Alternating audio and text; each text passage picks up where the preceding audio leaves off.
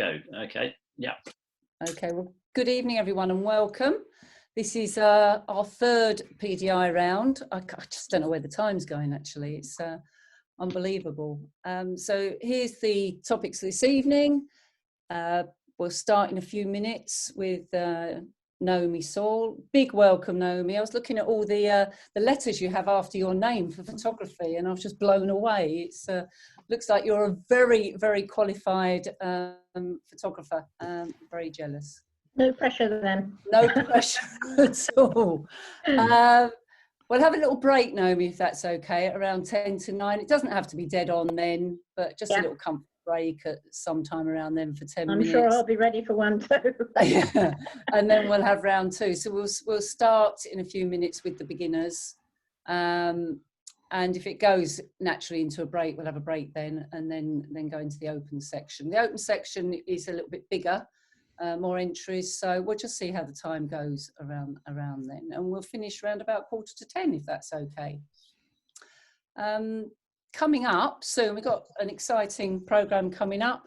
Critique evening next week. Just a reminder, for those that would like their photos critiqued by members live on Zoom, please remember to send those into Mark. It's the same sizing, isn't it, Mark, as you did the PDI? So just get them across to Mark on Mark's email address, and he'll get them all into a folder ready for an exciting evening of critique. So it could be those that you're not sure about whether to put into a competition, or you're just not sure, you know, you want it improved, but you're not sure how, just to put on your wall or whatever. So, you know, get those over to Mark. Then on the 17th, reminder, we've got a talk by Chris Palmer, taking everything from taking the photos to printing, looking particularly at landscape photography. So that's also, I've just seen in orange, PDI hand in for the final round. So that's on the 17th of November. So you've got a couple of weeks to get your final 2 photos ready to send in to Mark. Then on the 24th, we've got our PDI competition.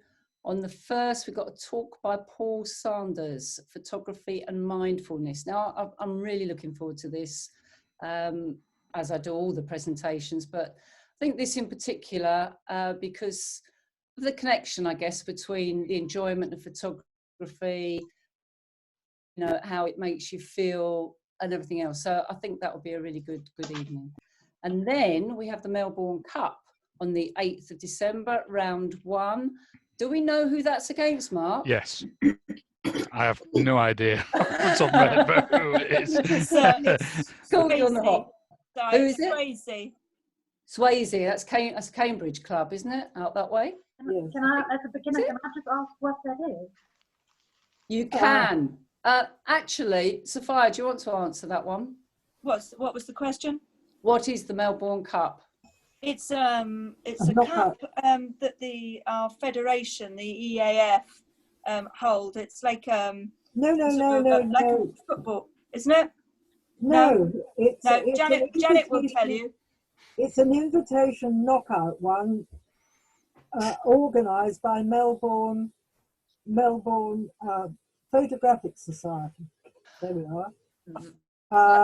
And it's done in 2 rounds. So if we get through this round, we go into the final, which is in March, I think. Okay, thank you. Thanks, Janet. And Janet, Melbourne, is that?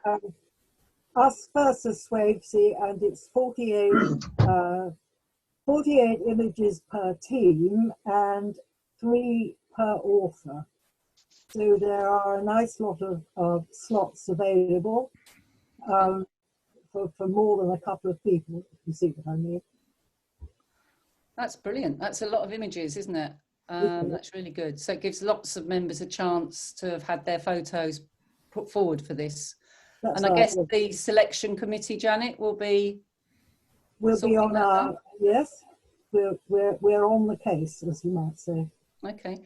And then Christmas social on the 15th of December to be confirmed or arranged. I'm hoping that will be when we can look at the exhibition results and see how everyone's got on with that. That's the plan at the moment. Okay. Oh, can I just say, well done, Claire Norman, getting her photos everywhere at the moment. She had a fantastic spread in the Independent last week.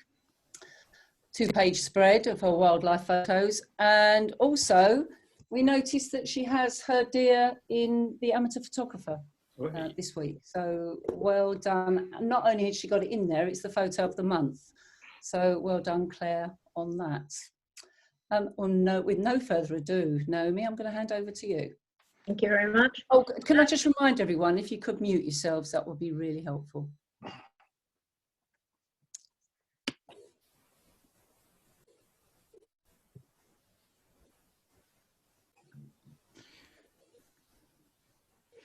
Okay, right. Can everyone see the welcome screen okay? Yeah, no good. Yes. Excellent, excellent.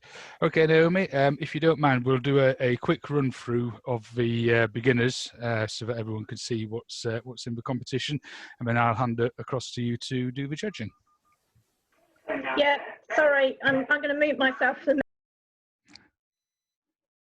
Okay, right. So run through for everyone for the beginners PDI round 3.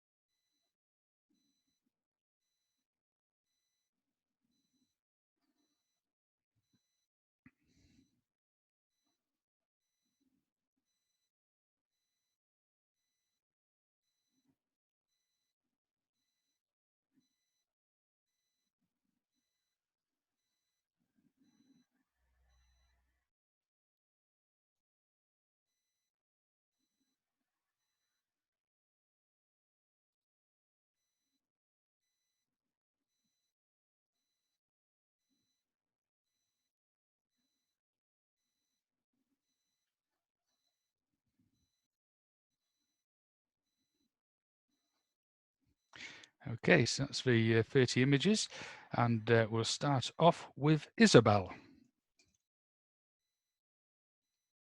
We can't hear you, Naomi.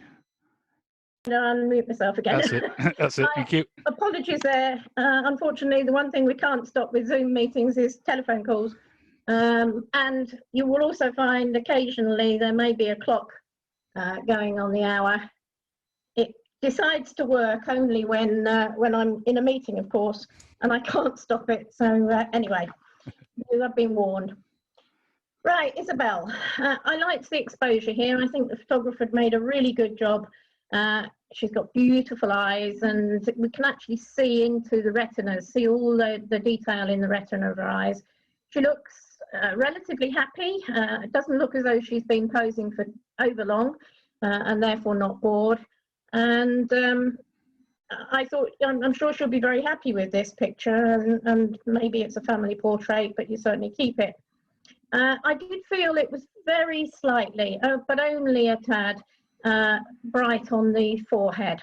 I would have just taken that light down just a fraction, but it is well lit on her face.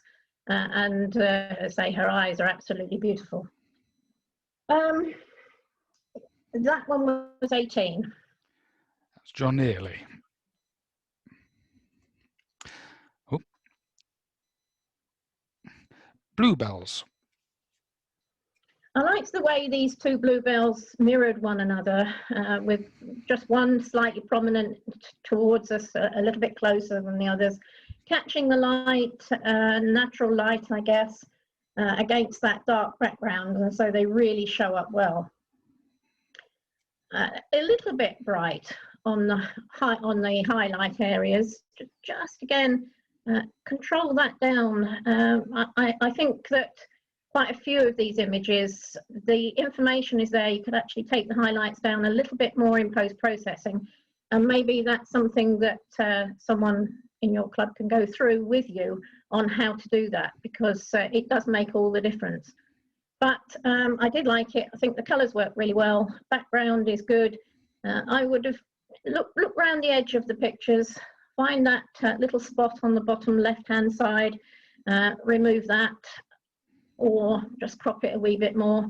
But overall good, and I liked the fact that we have that little bit of orange from the stamens on just one of the flowers, which gives us a centre of focus. And that one was 17. Clay windmill. A very different view of clay or Cly, or however it's pronounced, but not being a Norfolk born, I'm not really quite sure. And I enjoyed that, because the view we normally see is very different to this. I think the portrait format works. It's quite bold to go into to take pictures in the portrait format, and for some subjects, as in this case, it definitely is the better way. It was a bit of a dull day, so that helped the exposure, and so there's no overblown highlights. And there's good detail in the creek reflections. The boat in the foreground, whilst it's well in focus, there's not a problem with it, I did find it really a bit too dominant, because the part that I enjoyed particularly in this picture was the mill itself and the reflections and the boats. So this one in the foreground is really drawing my attention just a bit too much, because it is so very close and so large in the frame. So I would have actually thought about perhaps making this a square format, losing the boat in the foreground and concentrating on the mill itself. But it's well done, it's good, there's good sky, and that's allowed plenty of detail in the water. That one was 15. Okay. That's Friday feeling. Yeah, I was a little bit stumped by the title of this one. Sorry, no pun intended. But then I thought, well, yeah, maybe we're all flagged by the time we get to Friday, and have a job to stand upright, maybe. But I thought that this is a lovely shape that the photographer is actually seen, and it's given us lots of detail. I think the monochrome works, because probably in colour it might be a little bit too fussy. I think there is perhaps, again, a little bit more in the picture than we actually need, because it's all about the trunk itself. I think there's some lovely detail around the knots in the, difficult to explain without a pointer these days, but as the trunk goes round, we have that branch at the top, and underneath that there are a couple of little knots. And I'm sure that's worth exploring too, just for a close-in detail picture. But I liked the idea, and there are one or two highlights, again, that I think could be controlled in post-processing a little bit more. And the whole point about post-processing is that the raw file, of course, has all the information there, but you need to bring it back, you need to control the information that's there and bring back the 3D. And that's what I think was missing on the previous picture a little bit, and again on this one. But wonderful place to go and take pictures. Do keep doing it. And there are lots of little areas within this trunk that, if this is close to you, do keep exploring it. Maybe if it's very close, it's somewhere to go in lockdown with your camera, as we were talking about earlier. So 15.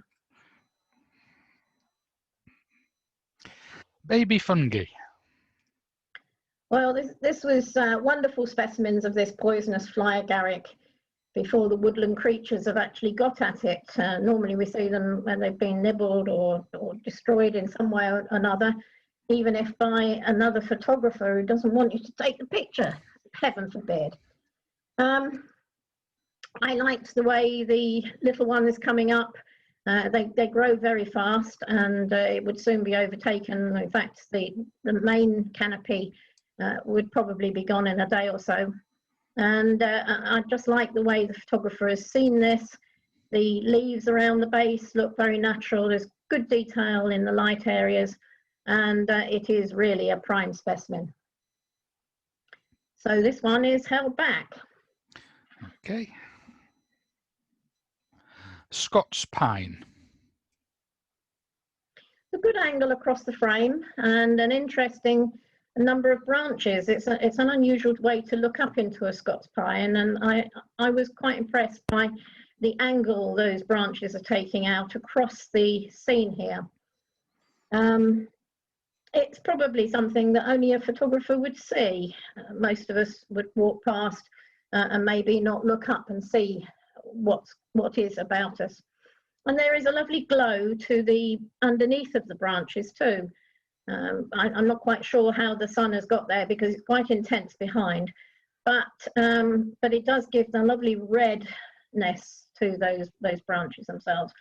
The trunk, because it's catching the light and because you're in a position where it's really a very dark place to go underneath these branches, I think there's been a little problem with the exposure, and so we have some very light areas that have actually lost detail, and they're quite an important part of the picture, and I don't actually think that post-processing will bring that back. So it's a good attempt. There's lots of detail in it.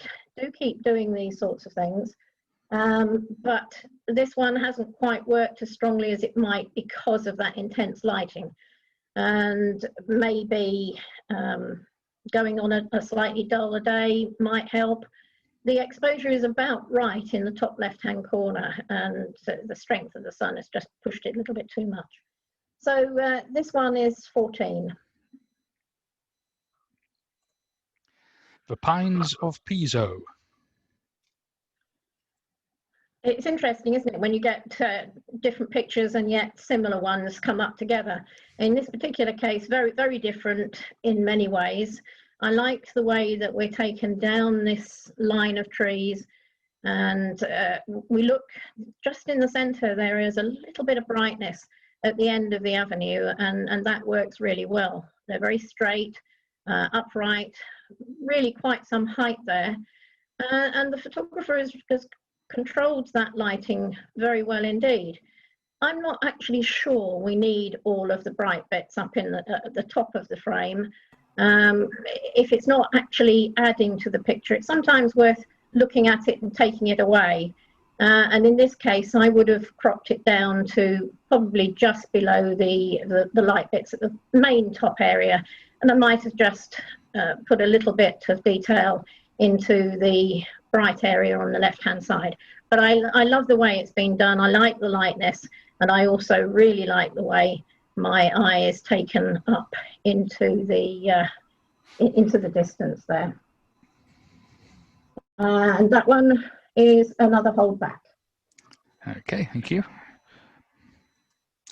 The blue and the white. Excellently cropped on this scene. Vast area, which I'm guessing just might be Scotland. It gives us certainly that impression. And fairly unusual to see a patch of blue sky, I suppose, in many ways.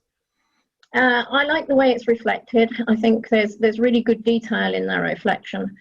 But I find that the unusual patch of blue sky is just unbalancing the picture a little bit in this particular format. In fact, we've almost got two pictures. And I think perhaps this one is just too much because of that unbalanced sky. But I like the way on the right-hand side, that light is coming down, giving extra light on the white mountain tops. And it's giving a detail on its own. So, as I say, I think perhaps we have two for the price of one, but I did enjoy it, and there was enough blue sky there in Scotland, well, wherever this is. So I'm assuming it's Scotland, but enough blue sky to make a sailor suit, so it must have been a good day, I guess. That one I'm going is 18. That's James Banks. I can see you. Wow, it's when we see macro pictures like this that we stop and think what these spiders really look like. Fortunately, I'm not an arachnophobe, but if I was, I think this would definitely confirm it. But amazing detail. I love the fact that it's hairy. It's got 4 very evident eyes. I understand that I think spiders can have between 4 and 8 eyes. Here we can see all of that detail. Spiky, punky hairdo, and lots of spiky hairs on the legs themselves.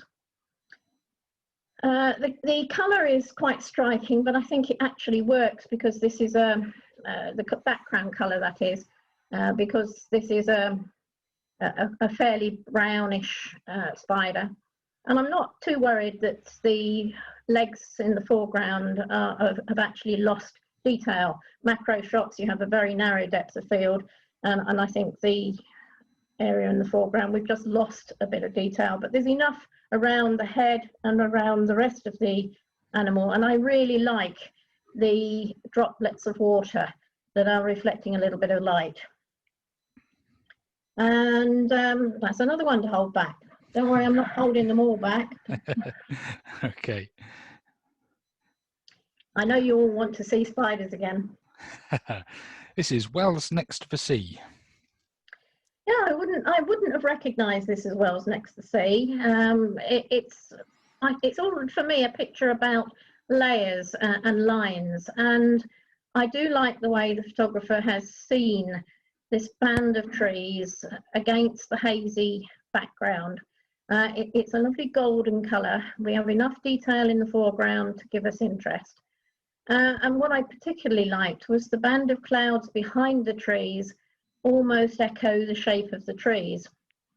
And then I can understand why the photographer kept the top of the sky in there, but it's really quite heavy and it's not adding to the picture. The picture itself is below that darkest band of cloud and the specific silhouettes that we've got. And there's a hint of mist and haze as well that I think works really well.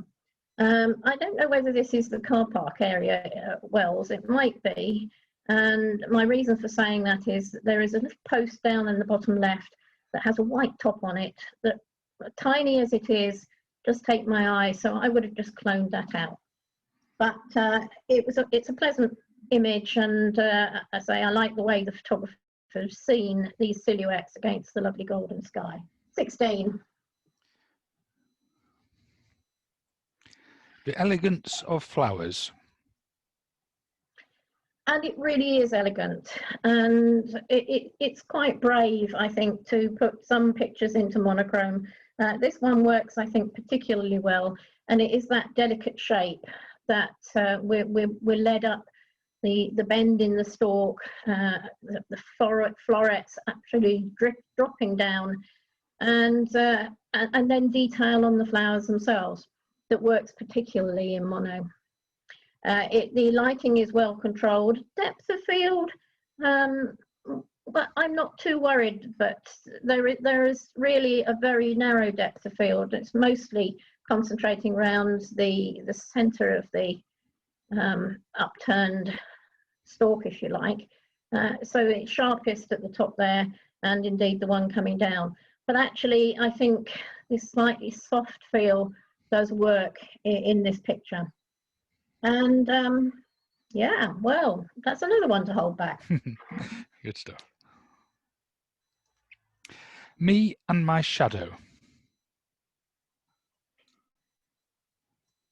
A young greater spotted woodpecker, I think, that's come down to feed on the feeding station that maybe the photographer keeps out and watches to see these birds come. It's quite rare.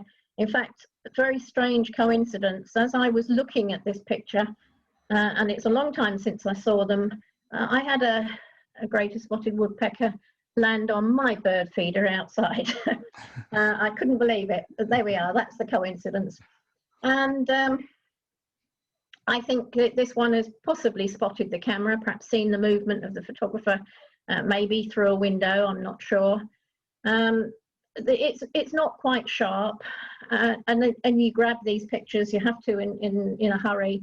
What I did like was the shadow that's been caused, and that's, the photographer has picked up on that and mentioned it. And so we have a shadow on the bird feeder behind that gives the real shape and that slight crest that the woodpecker has. So I enjoyed that.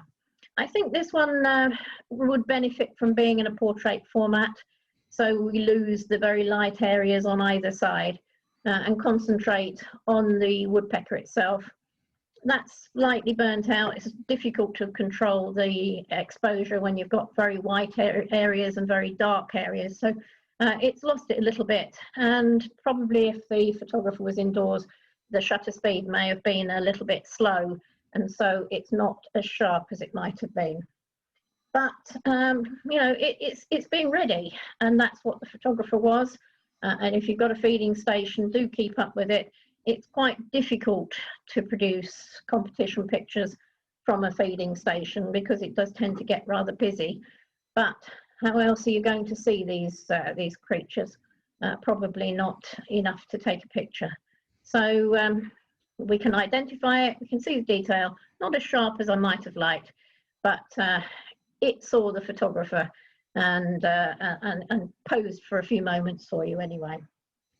So that one was 12. Petrified tree. A lovely landscape and composition with the tree and the terraces, rather different to how I saw it. I was lucky enough to go there in 2014. Fingers crossed I might get back there next year, so I might see a difference too. But these areas change quite dramatically from year on year, depending on whether there's any water. And the year I went, there was hardly any. So it's lovely to see this one where there is water. There's a little bit of reflection in the pool to the left. I like the shapes and the petrified tree. And the mountains beyond. It's all well focused. It's really well exposed. And yes, the petrified tree is really important in this composition, otherwise we would just go out of the frame. Again, I would be inclined to crop off some of that cloud. I'm not a great lover of, in my photographs, of taking too much sky, unless the sky is really adding to it. If you've got a dramatic sky, then sometimes it's worth it. But very often, it takes the eye away from the centre of interest, which is this lovely area at the base of the picture. And that's what I would concentrate on. Don't take it all off, but maybe again to the dark line, which is just above the mountainside or the hillside to the left. But a lovely picture, and well, yeah, that's another one to hold back. Okay. Next up, we've got green turtle. Well, I think an extra mark for actually being there to take this picture. If the photographer was underwater, as I'm guessing they were, then braver man than I going to win. It's beautifully sharp on the turtle itself. I did feel the tone was a little bit blue. That may be to do with underwater exposure, but it's quite easy to actually put that right in afterwork.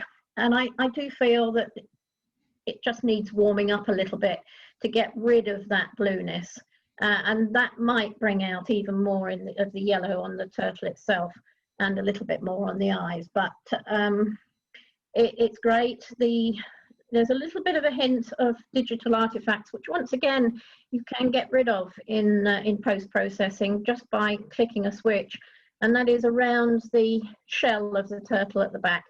You can see just a blue line, and that will very easily be removed if you tick the right box in the optics section in Lightroom or Photoshop, or whichever processing, well, not Photoshop, Camera Raw really, whichever system you use to post-process, then I'm sure there will be a little button that's worth clicking. And that one was 18. That's Neil Atkins.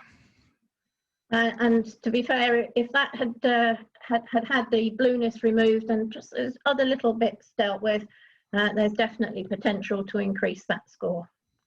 Yeah, excellent. Next up, we've got Gannet on the cliff face. Lovely composition, and probably not an easy one.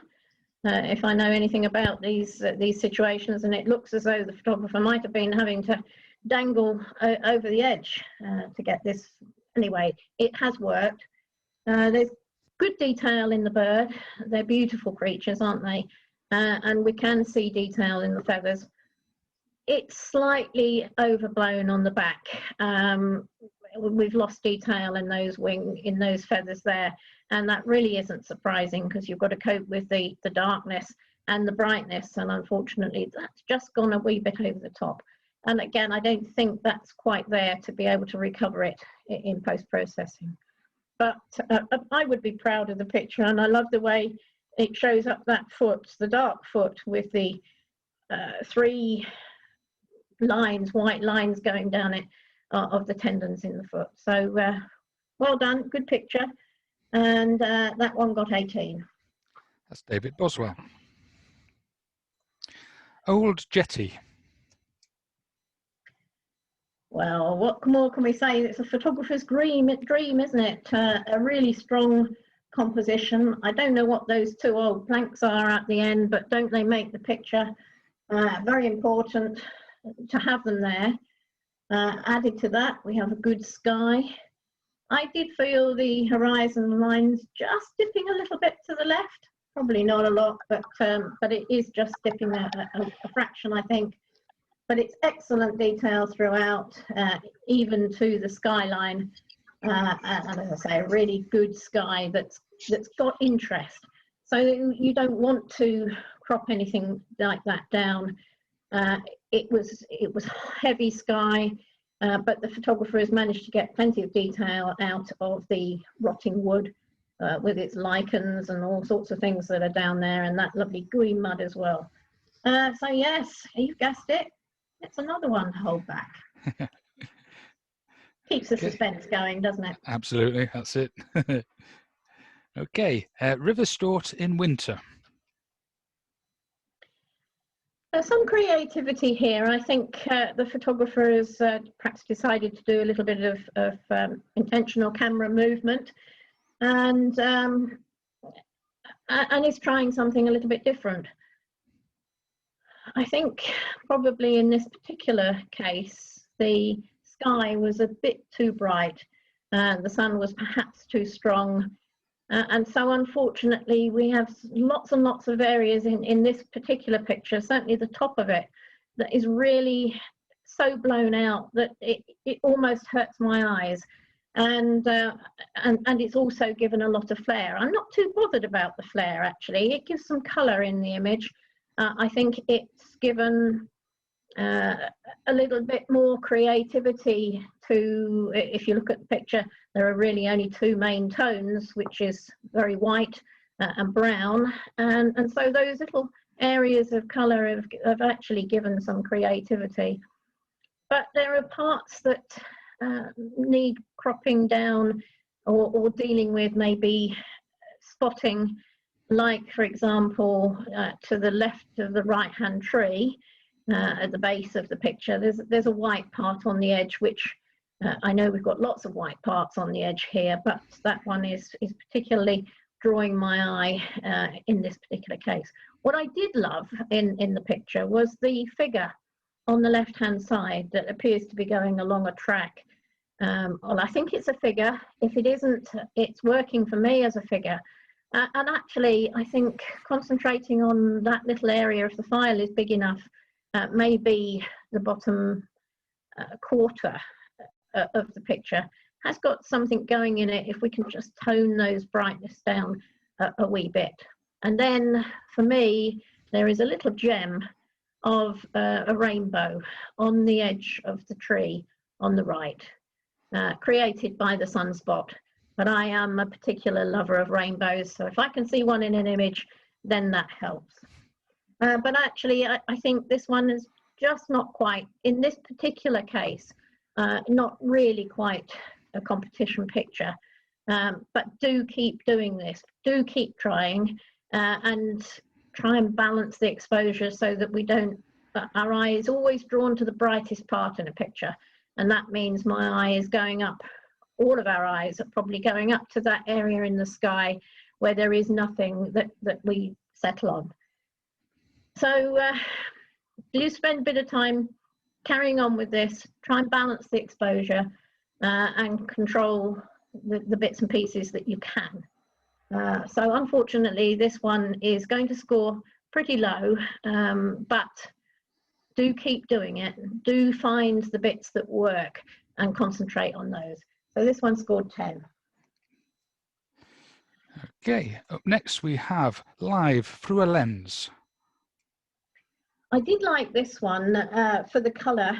I don't know whether it's been taken by the photographer on a similar gadget, but it doesn't matter how it's been taken. Does it work? Absolutely. I did really enjoy this one, and particularly the hand silhouettes holding up those camera phones.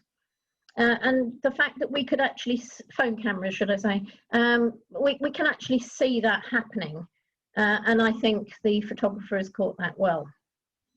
The one in the bottom left hand side I don't think works as well, and this is another case where I would be inclined to crop off that bottom area rather than try and put anything in it, because there really isn't any detail there, and we only need it as a dark base so that we've got a little bit of space around the hands.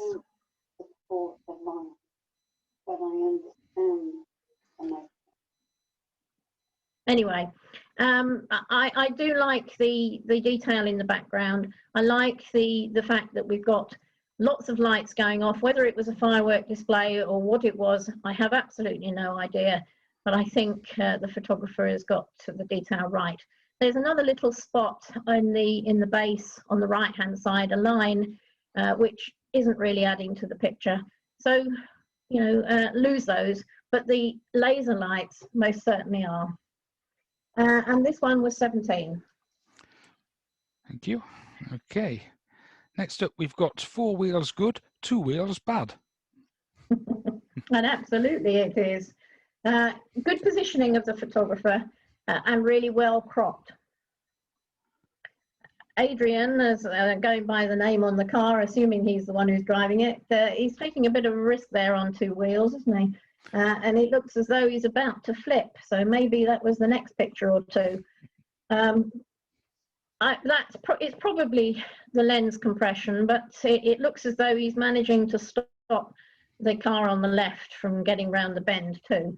So that's the way it is, isn't it? That's the aim, to keep one out, get yourself in front. So maybe he achieved that. It's all about action. It would benefit from a little bit of a pan, because actually nothing in this picture is quite sharp, and it will add to it if you can manage to get it sharp. Perhaps the sharpest part is the name on the number plate in the foreground.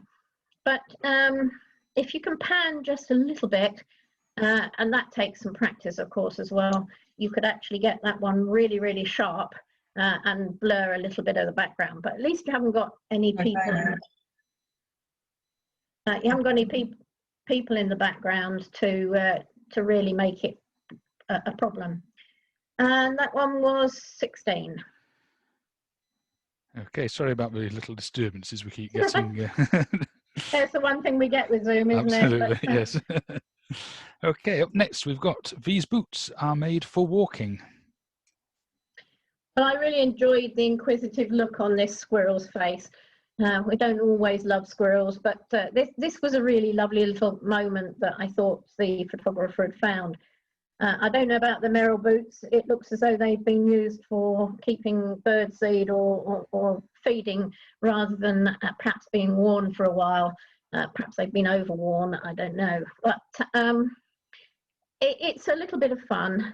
The background, actually, unfortunately, again, none of this is quite sharp. And because of that, or maybe the tail is the sharpest part, because of that, the background becomes a bit of a distraction, especially as we've got all those tangled twigs and the white building behind. So I think perhaps we've got too much in the picture. It's a good idea, and say I like that little inquisitive look that we've got there, but it's just not enough depth of field to make this one work fully. I know it's a fine balancing act, but this one hasn't quite worked for me, and this one was 14. Okay, defying the storm. I liked the drama of this, and I thought the photographer has used very careful cropping, and it's always worth breaking the rules if it works. And the only way you can break rules is to know what the rules are in the first place. And here I think the photographer has done exactly that. Again, this is a picture in 2 parts, but they link together. And so we have that real heavy storm out to sea. We have the rolling of the grey clouds, and then the waves. Good detail throughout. And what has made this for me are those, well, I say 3 figures, I think there's 4 children there, but we can see 3 easily identifiable. And I think the fact that they're against that bursting wave as well has really added to this picture. And so we're balanced with the storm that is coming, and the kiddies having a really good time, as they always do when they can get wet. And this one was 18. That's Alan Blake. Betty. Well lit with gentle light, and I think the background also has allowed this lovely lady to stand out well, and for the best, really. She's got beautiful skin, lovely skin tones. So perhaps got a secret or 2 she could give us, as well as the character of the face. Lots and lots of detail in the hair. Unfortunately, it's not quite sharp on the eyes, and I do need it. We do need, when you're going to do a portrait, to make sure it's sharp on the eyes. It's quite difficult to see where the point of focus is. It's slightly back, I think, sharpest on some of her hair. What do we say? Flyaway hair, which she's got a good head of hair with too. So yeah, lovely picture. Just not quite there on the eyes, but one to be proud of. And do keep doing this because it's well exposed. A little bit, tiny bit bright on the forehead and the cheeks, but not unnecessarily so. It's the point of focus that's the most important thing with a portrait, and it must be on the eyes. But good all the same. 16. Patience and shadow. Well, I can understand the patience. It's a really difficult task to get owls in flight sharp. And whilst it helps that it's flying towards the photographer in this particular case, it's still got to be panned with. You've got to get the point of pressing the shutter absolutely right. And I'm sure that the photographer took pictures either side of this to make sure that it did happen, and it absolutely has. The eyes are beautifully sharp, directly looking. This is one of my favourite owls. I love owls anyway, and the great grey is absolutely my favourite. And I've spent some lovely times with these owls. So it touches my heart a little bit. It is a shame that it's flying into the shadow area. Of course it will be. That does mean that the background is very bright. And as I said earlier, get a bright area in a picture, it will take your eye away. And that it does, unfortunately. It's another one that is worth balancing. I think you can darken that background down and brighten with a little bit of care. And it really doesn't take very long.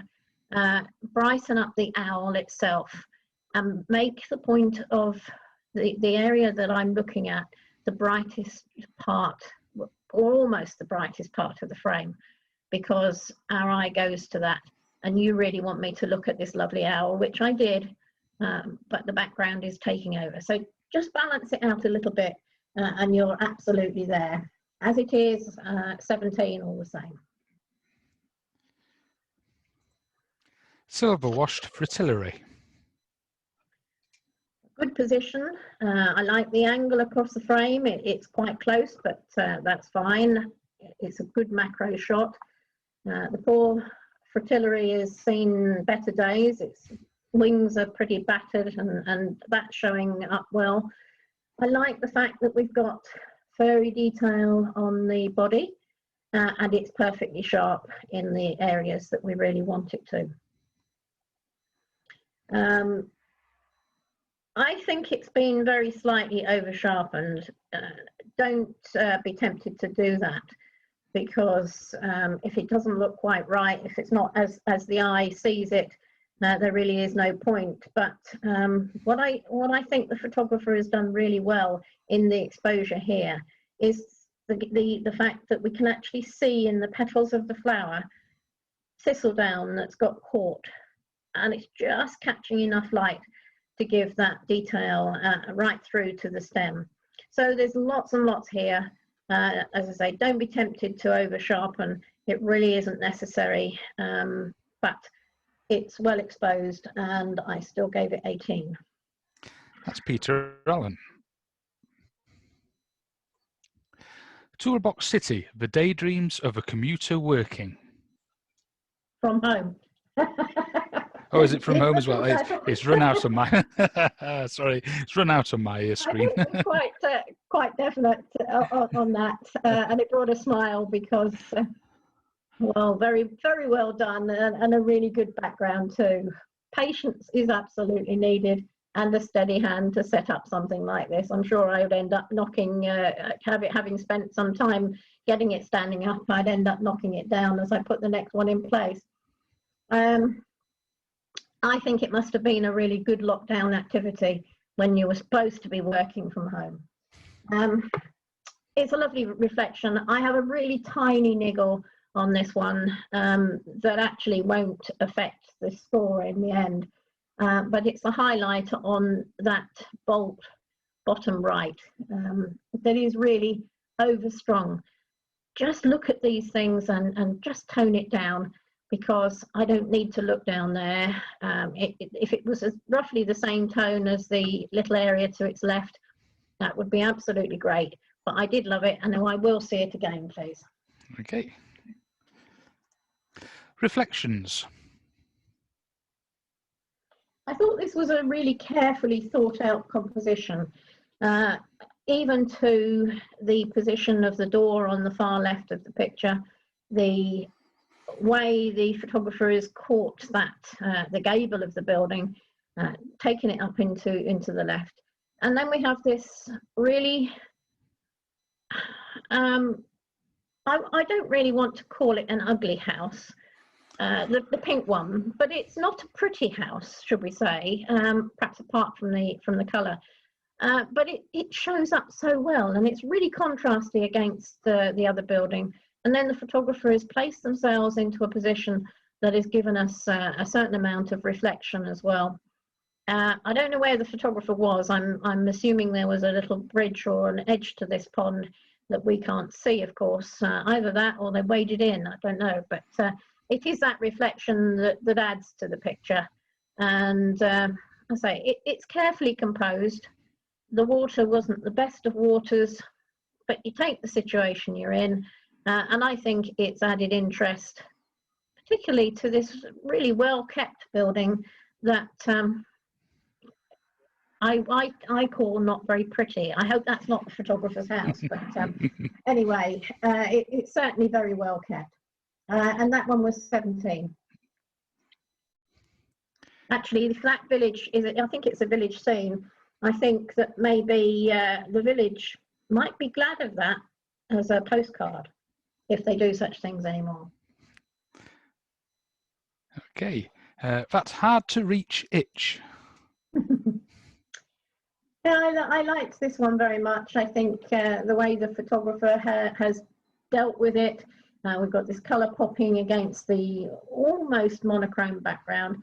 Not quite, there is just a little bit of colour in the trees, but most of it is monochrome, and that helps the beastie to actually stand out really, really well. So we've got a very good 3D. It's beautifully sharp. I'm not quite sure what's going on with the one in the background. We won't go down that line, I don't think, but it's been almost hidden by this beautiful golden beast in the foreground, and so I think that one works well. And that one's another one to hold back. Okay. Autumn decay. Well, it's rotten to the core, isn't it? Absolutely. We don't actually feel that we want to pick it up and eat it, that's for certain, but it is that colour. It's wonderful detail that perhaps most of us would not actually look at very much and would pass by and maybe throw it on the compost heap. But lots of animals do enjoy this, so and I think they have been doing on this particular piece of decay.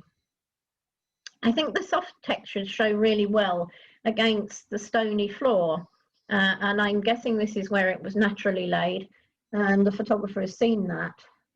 The focus does appear to be perhaps a little bit stronger on the stones than it is on the apple itself. We've just about got away with it, and I think because it's a mushy apple, that feeling comes over okay.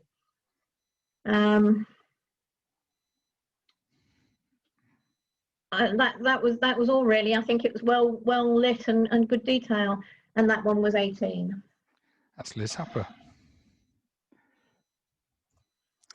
Dandelion flowers. Well, I was intrigued by this. I thought it was a really beautiful piece of creative seeing.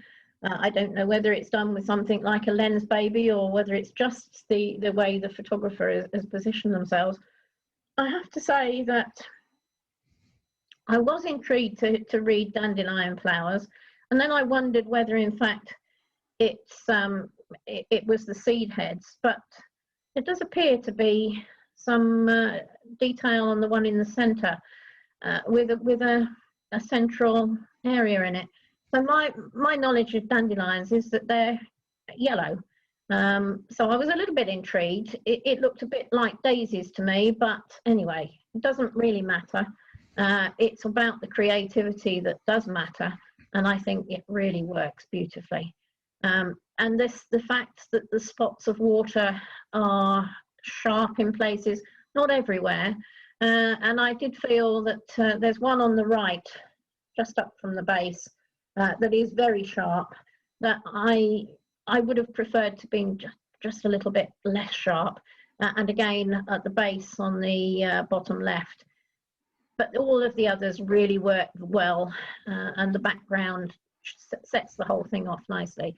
There is a little bit of brightness coming in. I don't know whether it's been given a slight white vignette. I don't think it needed it. And so top right, for me, that background just becomes a little bit light. But it is a beautiful picture and very, very creative seeing. And yeah, you've got it right. That's another one to see again, please. And last of the evening for the beginners is Man at War. I like the effect. I was puzzled by the title.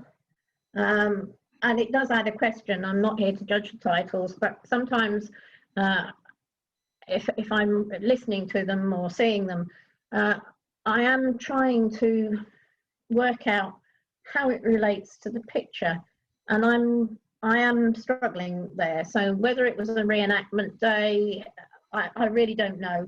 Does it matter? Not really. I like the fact that there's a hint of trees behind the green smoke or light, whatever we've got. The figure, I'm not bothered that he's looking out of the frame, but what I think is a little bit of a shame is that he's wearing a reflective jacket. That's health and safety for you these days, isn't it? You've got to. And I actually think in this particular case, it just doesn't add quite to the image itself. And there is a light green spot in the blacker area at the base. And so I would personally just lose that. But that's a tiny little niggle. It's not going to make any difference to the mark. So overall, I quite enjoyed the effect. If you get a chance to do these sorts of things, then do keep doing them. Try and bribe the man not to wear a jacket with the stripes on it. And this one got 16. Excellent, thank you. Okay, so we have 9 held back. Mm-hmm. Do you want to have a run through of them, or should we just go through them one at a time? You can just go, if you're going in the normal order, if you're happy for me to give the score straight, or do you want me to give 19s and then 20s? If we just go in the order that we have them, that Yeah, would be perfect. Yeah, thank you. Yeah, okay. So do you want the titles? I'll give the titles. So this is Baby Fungi. Yeah, that one was 20. And that's Carol Green. The Pines of Piso. That one was 19. That's Alan Blake. I Can See You. That's another 20. One thing I will say on this, twee titles are okay in club competitions. If you think to take it any further and use it in anything a bit more competitive, twee titles just don't really work on something such as this. Okay, yep, okay, that's Sue Holt-Smith. The Elegance of Flowers. This one was 19. That's Liz Happer. Petrified Tree. That's another 19. That's Peter Turner. Old Jetty. 19. Peter Allen. Toolbox City. 20. That's Rick Stevens. That Hard to Reach Itch. 19. That's Carol Green. And Dandelion Flowers. Another 19. Very close to being a 20. And that's Sue Holt-Smith. Excellent. Thank you very much, Naomi. I will hand back to Diane. Thank you. Wow, what an amazing array of photos. Oh, I cannot unmute because the host muted me. Can you hear me? Yeah, we can hear you, Diane. Yeah. Oh, that's okay. I just got something right across my screen. Thanks, Naomi. That was absolutely fantastic. What fantastic photos. Well done, everyone. Absolutely mind-blowing. I know I say it every time, but for a beginner's section, I think that is just absolutely phenomenal. Brilliant. Okay, if we break for, are you okay with just 5 minutes? And that brings us back at 5 past, if that's okay. Yeah, that's fine. Mark, let's go for it. Okie dokie, right, off we go again. So the open round this time, and I'll give the normal run through for all the members. So here we go.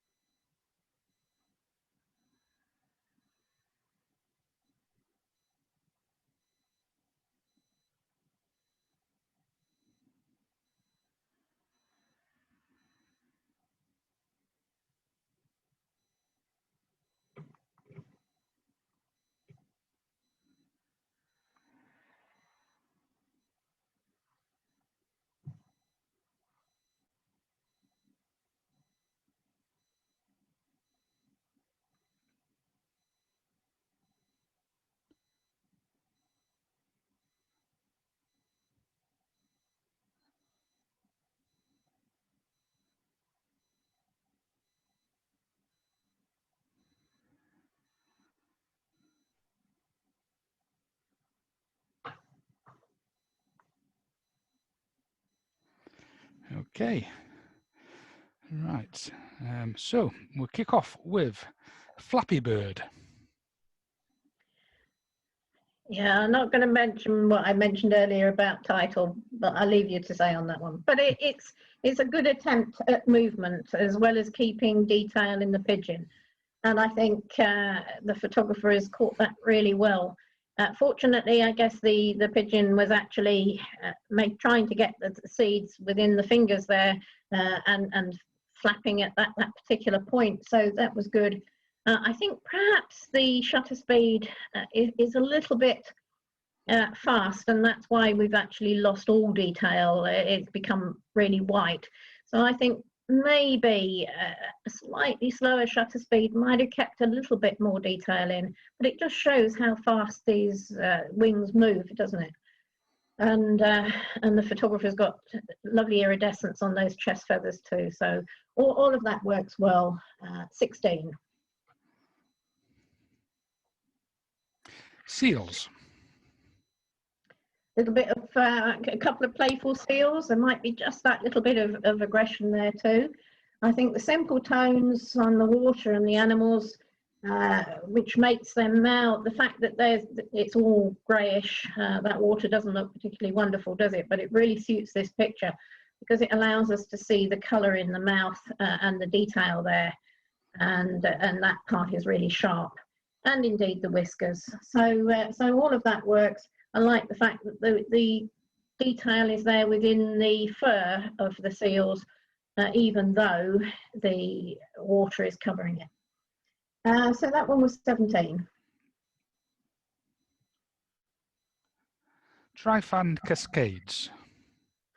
Well, having walked this, I'm going to say that the photographer deserves an extra mark for effort, carrying the camera gear with them up this area. And to wonderful, lovely effect. I think the detail is all the way through the image, right from the foreground, right through to the distance, and that's a long way into the distance. There's been quite a bit of thought gone into it, so we've got the right shutter speed to allow the water to run through the picture softly. I particularly like that. Some people like it really sharp. But this is how I would see it, and the photographer has caught that. And that long shutter speed has also allowed the clouds to move just a wee bit too. I don't know whether the photographer has put an ND filter on this at the top. I suspect maybe they have, and that's controlled the lighting pretty well. There is a narrow band above the mountain to the left-hand side that doesn't look quite right. Now, it doesn't mean to say it isn't right. I would have been inclined to darken it down a little bit. It does happen sometimes along the edge of a mountain, but I just find that a little bit distracting. But my eye is taken through. The centre of the area is really well lit, and I think that's been done in the post-processing to take my eye into the distance and to enjoy all of the detail that there is there. One other little niggle I have is on the left-hand side. There is a little piece of rock in the near foreground that is just catching the light a wee bit, but it's minimal. And I'm going to see it again, please. Okay. Life is Beautiful. And yes, beautiful picture, a lovely portrait, a little bit formal, but not completely formal. I like the way that this young lady has a really direct stare at the photographer. It's well lit, there's good detail in her flaming hair, and she's got freckles too, which matches. All of that comes over really well. She's lovely soft skin, and those tones work. The photographer's done well, bearing in mind she's wearing a top hat style with a deep brim, that we haven't lost detail. There's no shadow coming over the main part of the face, just a hint of shadow, but that's absolutely acceptable. And as I say, a really direct, almost challenging stare at the photographer. And I'm going to see that one again, please. Okay. Freeze a Crowd.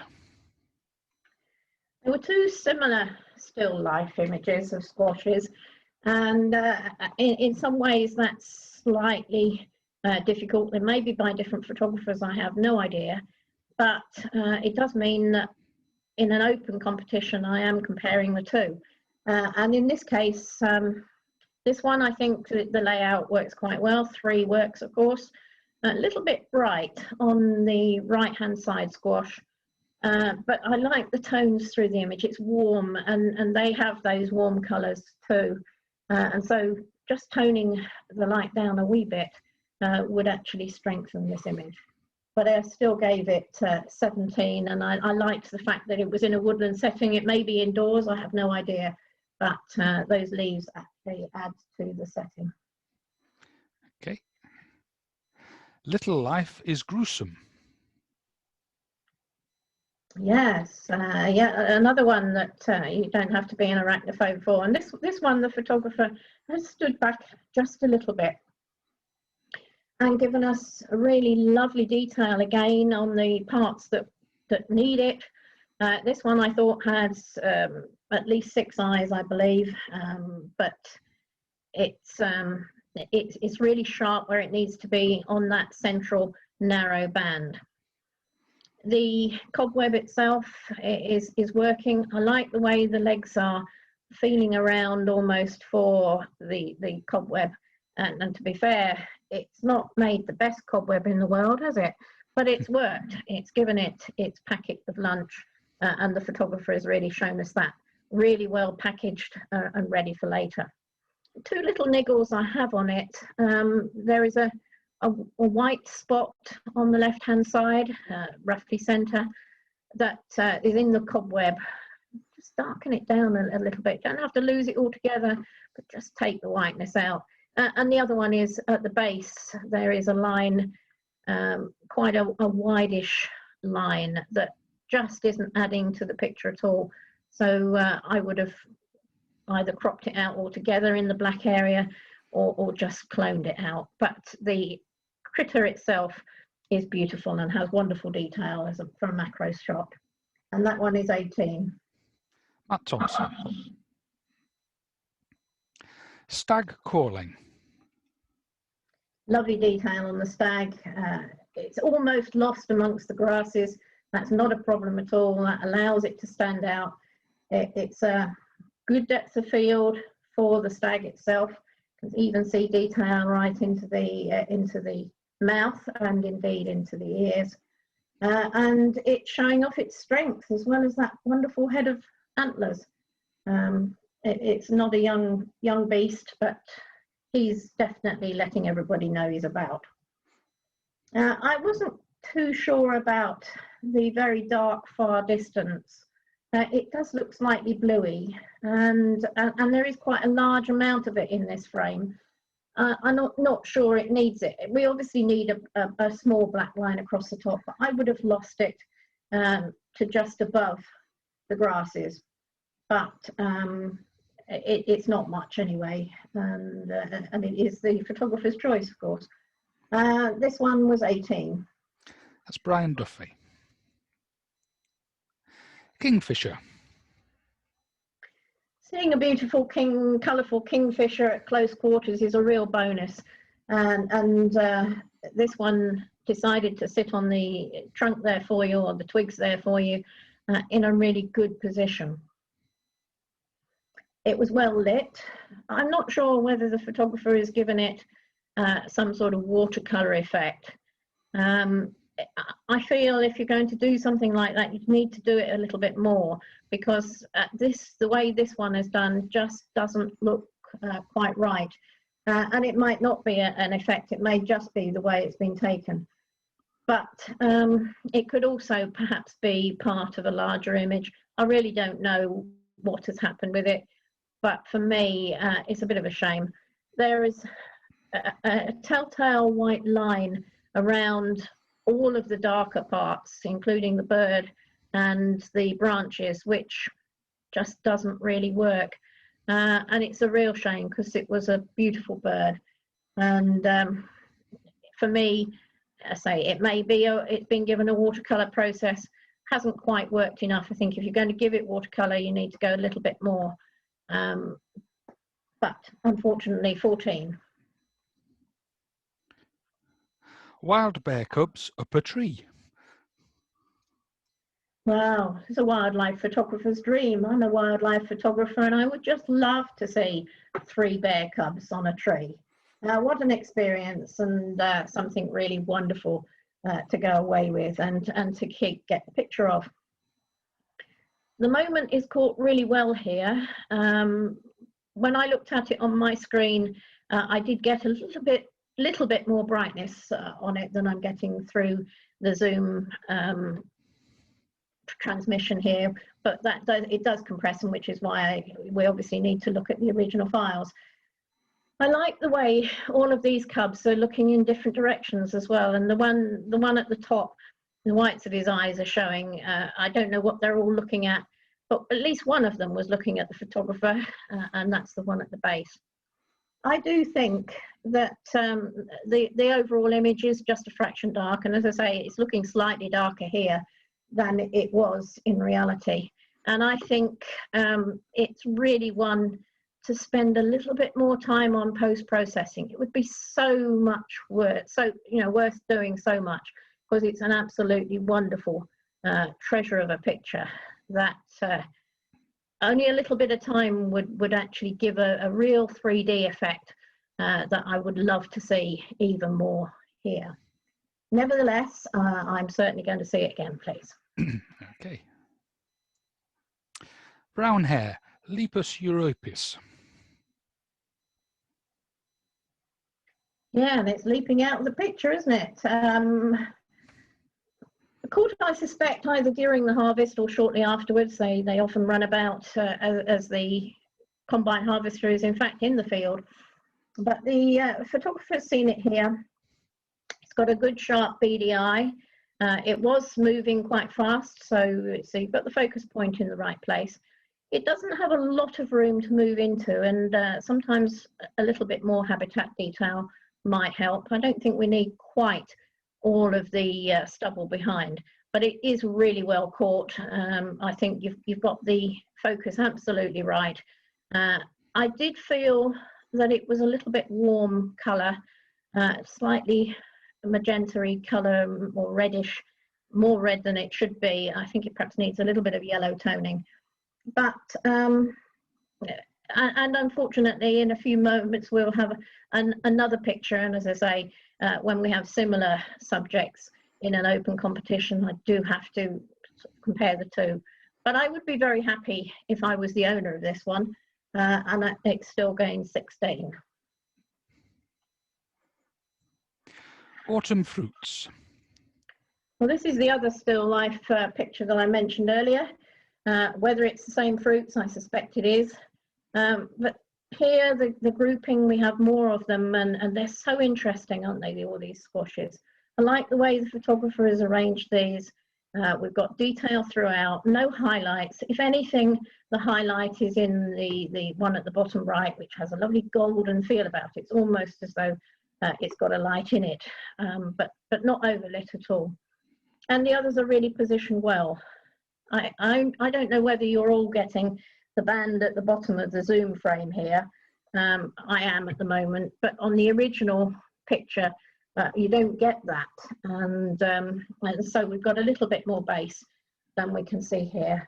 And the texture comes out really well, and it's another one I'm going to see, please. Okay. Incoming.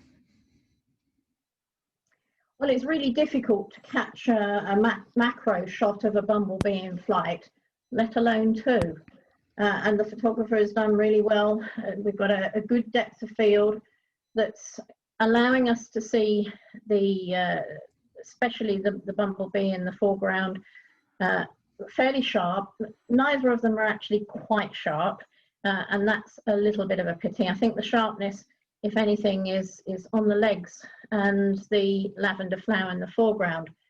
And it's a little bit light. Again, post-processing will bring that back. And I suspect that the photographer has got the brightness to try and make sure that you get detail in the bumblebees. Well, you can spot process to make sure that you get the best of both worlds. And I think this one would benefit from it, but I do like the background. The background works, and I think the angle works and the colours work. So this one was 18. Mark Seaton. Triple point. This is one where I'm definitely not seeing the base of the picture that I know is there. I suspect it's 3 images combined. Doubtful that it would be anything else, but I think they've been combined really, really well.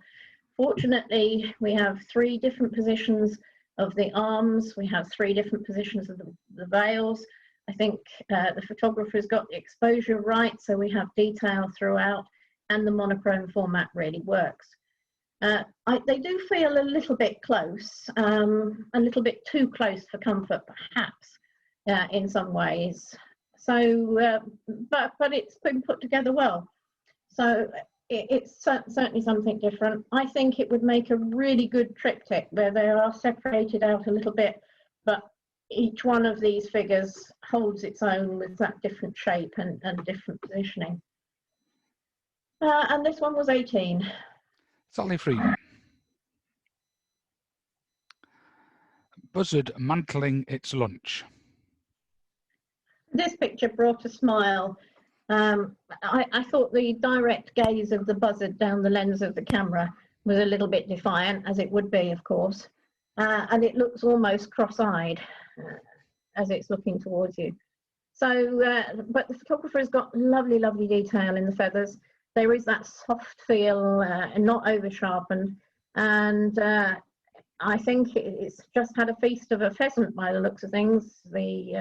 I think the coloration of the prey is probably pheasant coloured. We have detail in the wings. We have detail in the breast feathers. I like the way the feathers across the breast look almost as though they've been combed. You know, they're really well positioned there. The background's a little bit light. And again, think about a quick post-process. Make sure that the backgrounds are darker than the bird, and in this case it's not quite overpowering, but I would still have darkened that down a little bit to give the 3D, and it would benefit from it. We've got quite a lot of 3D here. It's just those extra touches that bring it up a little bit. On the left hand side there's a light area in the background. Do look at those, maybe even crop it off. We don't really need it. A similar thing up in the top right. You possibly couldn't do a lot with that, but if the whole of that background was darkened down a fraction, keep the bird the same exposure, just work on the background, pretty quickly done, and that would actually then lose that top right hand area, but I'm still giving it 18. Trevor Partridge. Lily. Good composition. The main flower has beautiful curves and some detail in the under petals. It's rather bright on the top, unfortunately, but the curves show on the foreground of the flowers, and it shows up really well against the black background. Nothing is quite in focus. I don't know whether that's intentional, whether the photographer has decided to give it a soft focus feel. But I really would like, if anything, it's sharpest on that foreground petal, and I think we can just about get away with that. But we've lost detail in the top of the flower itself, so the exposure isn't just quite right here. And there are 1 or 2 bright areas in the background that just take the eye a little bit, but it really works well as in its format, and it really works well as a monochrome picture. The leaf to the left center, that very pointed leaf, it is a bit bright. That could just do with toning down a little bit. It's good shape, but it's almost as bright as the flower itself. And when you're actually doing a monochrome picture, okay, I can understand that you need to put a line around it. If it's being projected, a wide white line like this, again, takes the eye away because it's so bright. We get projected pictures, you get background light. And whilst it works on a print, it doesn't really work on a PDI screen. So I think if you must have it, and I think probably you do need a defining line, just have a 1 pixel width and maybe not quite white. So this one, lots of potential, just not focused enough for me, and 1 or 2 other problems. So this one was 14. Bird of a feathers. Magnificent birds, aren't they? You can't help but photograph a peacock, especially when it's displaying as this one is. I like the way that the head is really perfectly sharp. We've got the iridescence, we've got that 3D effect because that is lovely and sharp. The background of its feathers as it's displaying, it is not sharp. It rarely is sharp because they're actually normally moving them at the time that they are displaying. That's the only way they can keep them up. And so this one works quite well. The exposure is good. What I did find distracting was the right-hand side of this picture, where it's lighter and very much out of focus. And I really would have cropped that off. We don't need it at all because we've got all of the detail in the bird itself and on the left-hand side of the picture. So I would have cropped it just to those little feathers at the back where we've got that golden iridescence, and so just to the right of the neck. But you know, a good picture, a pleasant picture, and I'm still giving it 17. Brown hair, Lepus europus. There are several good hair pictures in this competition. I don't know whether they're all from the same photographer or not. I enjoy the way this one is framed and almost as though it's been caught in the act of eating the wheat and looking slightly guilty about it too. It's good sharpness. With space for it to escape into if it's going to run away, which I'm sure it did probably moments after this picture was taken. So I like the fact that we've got a little bit of habitat. I would lose a little from the top of the frame. I'm sorry I'm talking about cropping pictures, but sometimes if you simplify the image down, as long as you don't crop off too much, you don't have to show everything that you've taken. And sometimes you need to look at that. And this particular one, I would crop the top down to lose some of the browner area in the center above the hair. And actually doing that, if you put your hand up and actually mask it, it makes the hair just that fraction more prominent, and it's beautifully sharp, so it drags the attention anyway. Compared with the other picture that we're going to see shortly, I'm giving this one 18. Lovely BDI. Diane LeCount.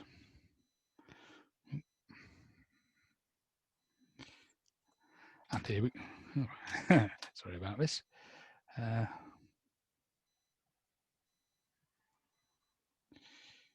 Right, sorry, yes. A brown hair with battle scars, Lepus europus. Yes, I say, strange, isn't it, when you get 2 pictures come up together. I thought this was absolutely wonderful. I love the fact that, again, the photographer has broken the rules. We've got this absolutely central, looking straight at the hair at ground level. And that's allowed us to see the fact that its eyes, you can see the whole of those eyes, even though they are to the side of the head. So that's showing up really well. It's sharp on all of the whiskers, beautiful eyelashes that many a lady would like, I guess, and the ears, good detail there too. I think the blurring of the foreground works really, really well in this particular case because everything we need to see is sharp. And I'm not even worried by the little bit of bracken or whatever it is that's also sharp and is in the way. It's not a problem at all in this particular case. And poor old hair, well, I don't know whether he's been just managed to escape from something bigger trying to eat it, or what has happened to its ear, but it's definitely suffered, hasn't it? This is one to see again, please. Okay. Bobbing on the waves. Good detail on this yacht as it negotiates a choppy sea or water area anyway. Amazing sail colour, and I like the fact that there is a slight angle to it and a slight reflection also in the water. It's very sharp, so we can see every crease, despite the fact that it was probably being tossed around a little bit. I'm not sure about the sky. It doesn't look quite realistic. I don't really know quite what treatment has been given. And ideally, I would have liked the yacht to be a little bit more angled so that we can see it rather than just the back of the boat. But it's well taken. Little bit blue, I think, in the shadows. Maybe it would have been anyway because it's a blue sky. But I'm not sure again that the horizon line is quite straight. You do need to make sure that water in particular is level, because it always will be. So this one was 15. Lincoln Cathedral, Chapter House and Cloister. Almost a symmetrical picture, but not quite. And the reason I guess that it's not quite is because the photographer has made sure that those two circular windows are just showing up, and that central pillar in the doorway is also separated from the cloisters beyond. I love the way that it's been exposed, so we've got a little bit of warmth, lots and lots of texture, detail up in the roof, detail on the doors. There's that lovely little bit of light on the door itself, and then that well-worn floor is showing up because we've got the sheen of the light. Nothing overexposed, nothing underexposed. If anything, perhaps the top of the left-hand circular window is just a tad, but it's certainly not enough to worry about. And it's a picture I will see again, please. Aquilegia. Beautifully delicate study of this pure white floret. Never easy to take, and I think the photographer has used a lovely softness to portray this picture, and yet has kept it sharp. That's quite difficult to define. You do this if you're going to make something soft or use any soft focusing technique of any sort. You do still have to have the picture sharp, and that's exactly what the photographer has done here. White petals at the best of times are not easy to get detail into, and we do have it here, just losing it fractionally on the top of the flower, but I'm really not bothered about that at all. White aquilegias are quite rare in themselves, so this one, a pure specimen that's been taken. Maybe it's been used a white layer, I don't know, but it's certainly made sure that soft, delicate feel is coming over really well, and yet we've got the sharpness in those central stamens. As you guessed, I'm going to see that one again, please. Okay. In Search of the East Pole. I really enjoyed the simple graphic nature of this picture. It will be an absolutely excellent monochrome print. And it does have the feel of being from a negative, a real old film negative. I don't know that it is. It may just be effect. I somehow think it might be. I think it might have been a scan from a negative, because there's some little areas in the sky. I'm quite happy with the grain, but there are some little areas, little flecks in the sky, especially on the top left, in the darker area, that I find a little bit distracting. But it's all about lines, simple lines. The lines where it looks like wet field, wet soil, taking us up to the pole, and then the power lines going across. What did concern me a little bit, in fact, not just a little bit, because of the simplicity of this picture, is the fact that the horizon line is just not straight. Now, it may not have been, because actually the pylon or pole there does look to be straight, but our natural eye is to see a horizon line as being straight, and this one really is dipping quite a lot to the left-hand side. If you correct it, it may be that the pylon is not then quite straight, so you might have to do a little bit of other work. But as a simple graphic monochrome image, I really enjoyed it. But because it's not level and there are some imperfections up in the sky that I think need dealing with, and really the photographer can, I'm sure, deal with it, and it would be worth doing. It's not scored as high as it might, and with that horizon line being really wonky. But it's all little things that can be rectified and that would make it score much higher than the 14 I gave it.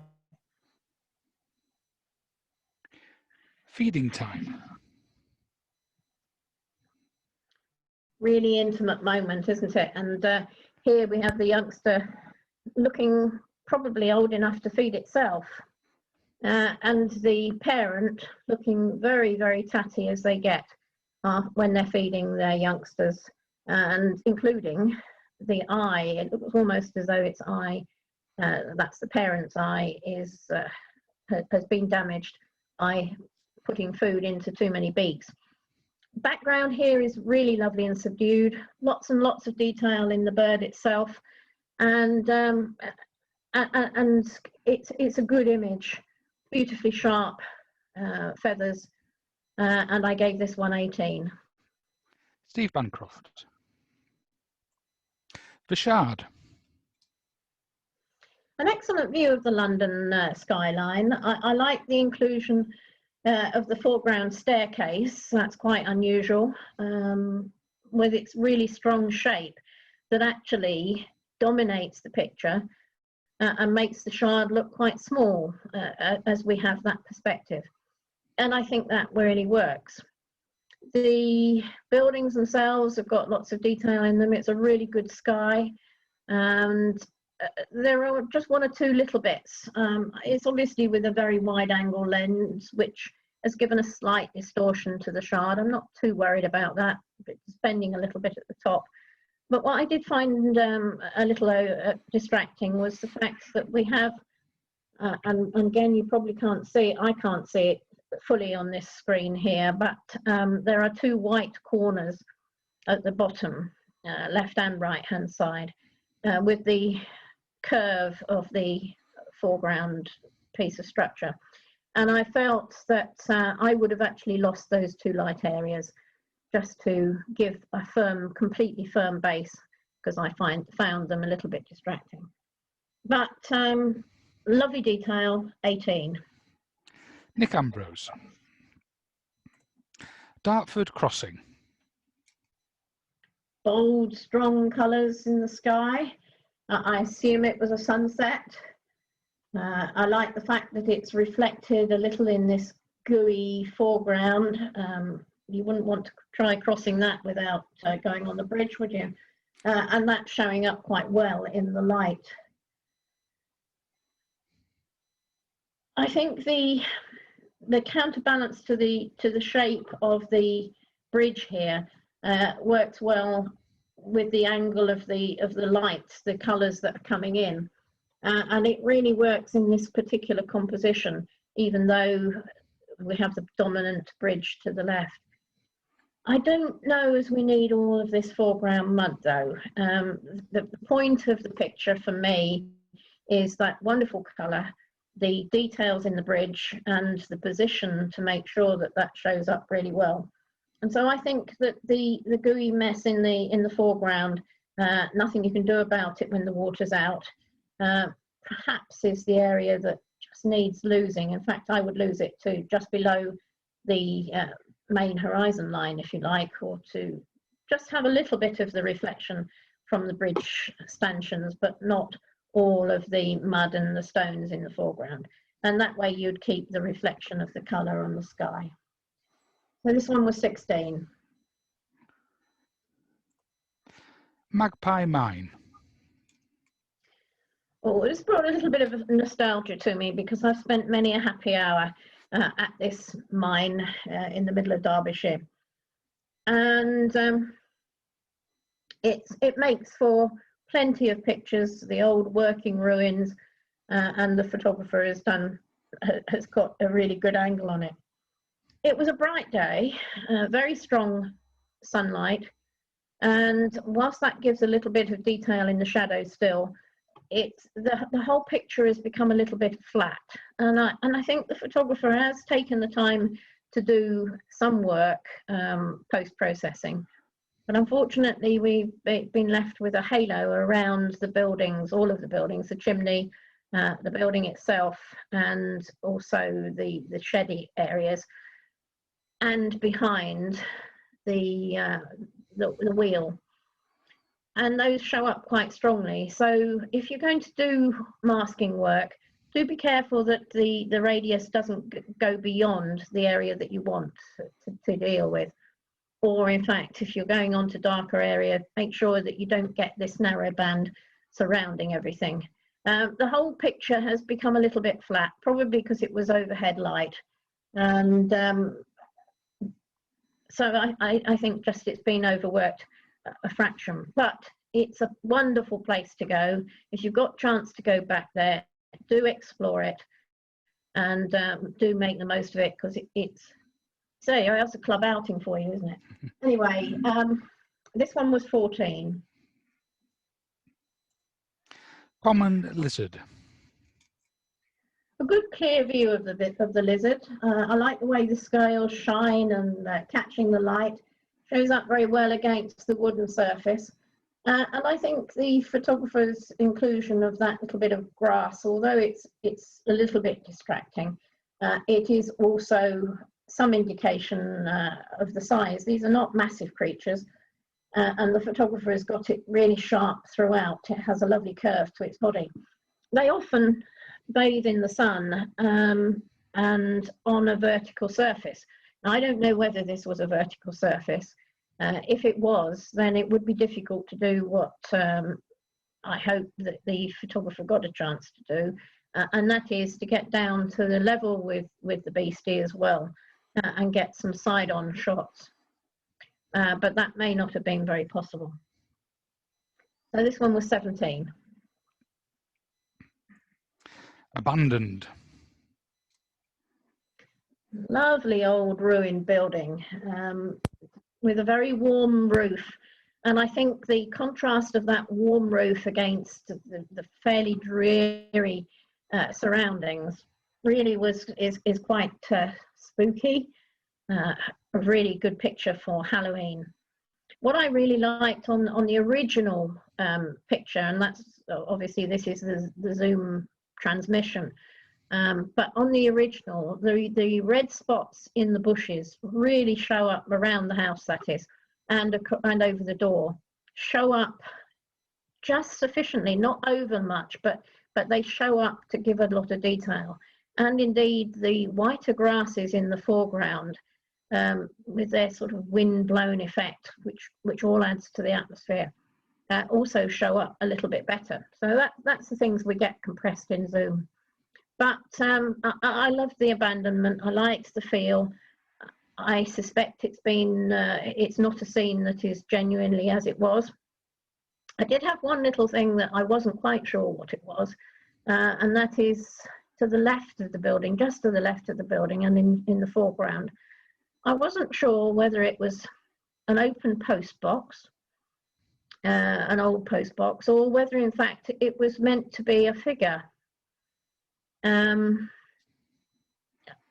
was a bit confused about it, and I think because I couldn't really work out quite what it was, it led me on to think what I really would like here is a spooky figure, a really spooky figure. So maybe that's an idea for the next image. But I did enjoy it, and it was 18. That's Roger Watson. Winter is not coming. Oh, but it is.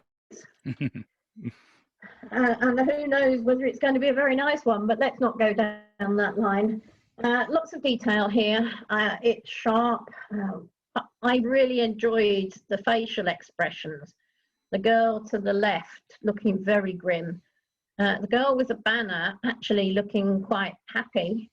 And then the girl to her right picking her teeth. You know, it really tells a story of these protesters of some sort. I thought the selection was quite good. It is difficult in a place like this to actually get the selection, and I wasn't bothered about the lady moving out that we've got the back view of. That worked okay. I did find the fellow on the right hand side where we've only got part of his face. I would have just toned that down so it wasn't quite so prominent. And again, I can't see here, I don't know whether you all can, the young lady's shoes, but they are really well kept. She's got them well polished, and the stitching around them shows really well. It's a bit close to the base of the picture, but yeah, it was quite a story, and I thought she looked very patient and not unhappy to have a picture taken. This one was 17. Dancing al fresco. Well caught moment, and especially with Tower Bridge behind, makes a lovely backdrop to this image. There's good detail on their clothing, a little bit more than we've got on the zoom compression here. I could actually see the pattern on her jeans, so it's really well exposed on them. Her shoes are absolutely amazing. If they were out for a day in London and decided to have an alfresco dance, I'm sure she didn't manage to walk very far in those shoes, but they really fit, except that, do they fit with jeans? I don't know, but they make part of this picture. It works really well in monochrome. I think the paving slabs, again, have a good sheen on them. I do feel that on the original, we perhaps had a little bit too much of the paving slabs, and because I can't see it all now, it does actually improve the composition. But well done, well caught moment. And that one was 17. Rock and roll suicide. And when I looked at this one first, I was looking at the detail. Then I actually looked at the title and shuddered a little bit. And there is an oh so thoughtful expression on the fellow's face, and I wasn't quite sure whether he was touching a knife, or I'm assuming from a suicide point of view it was.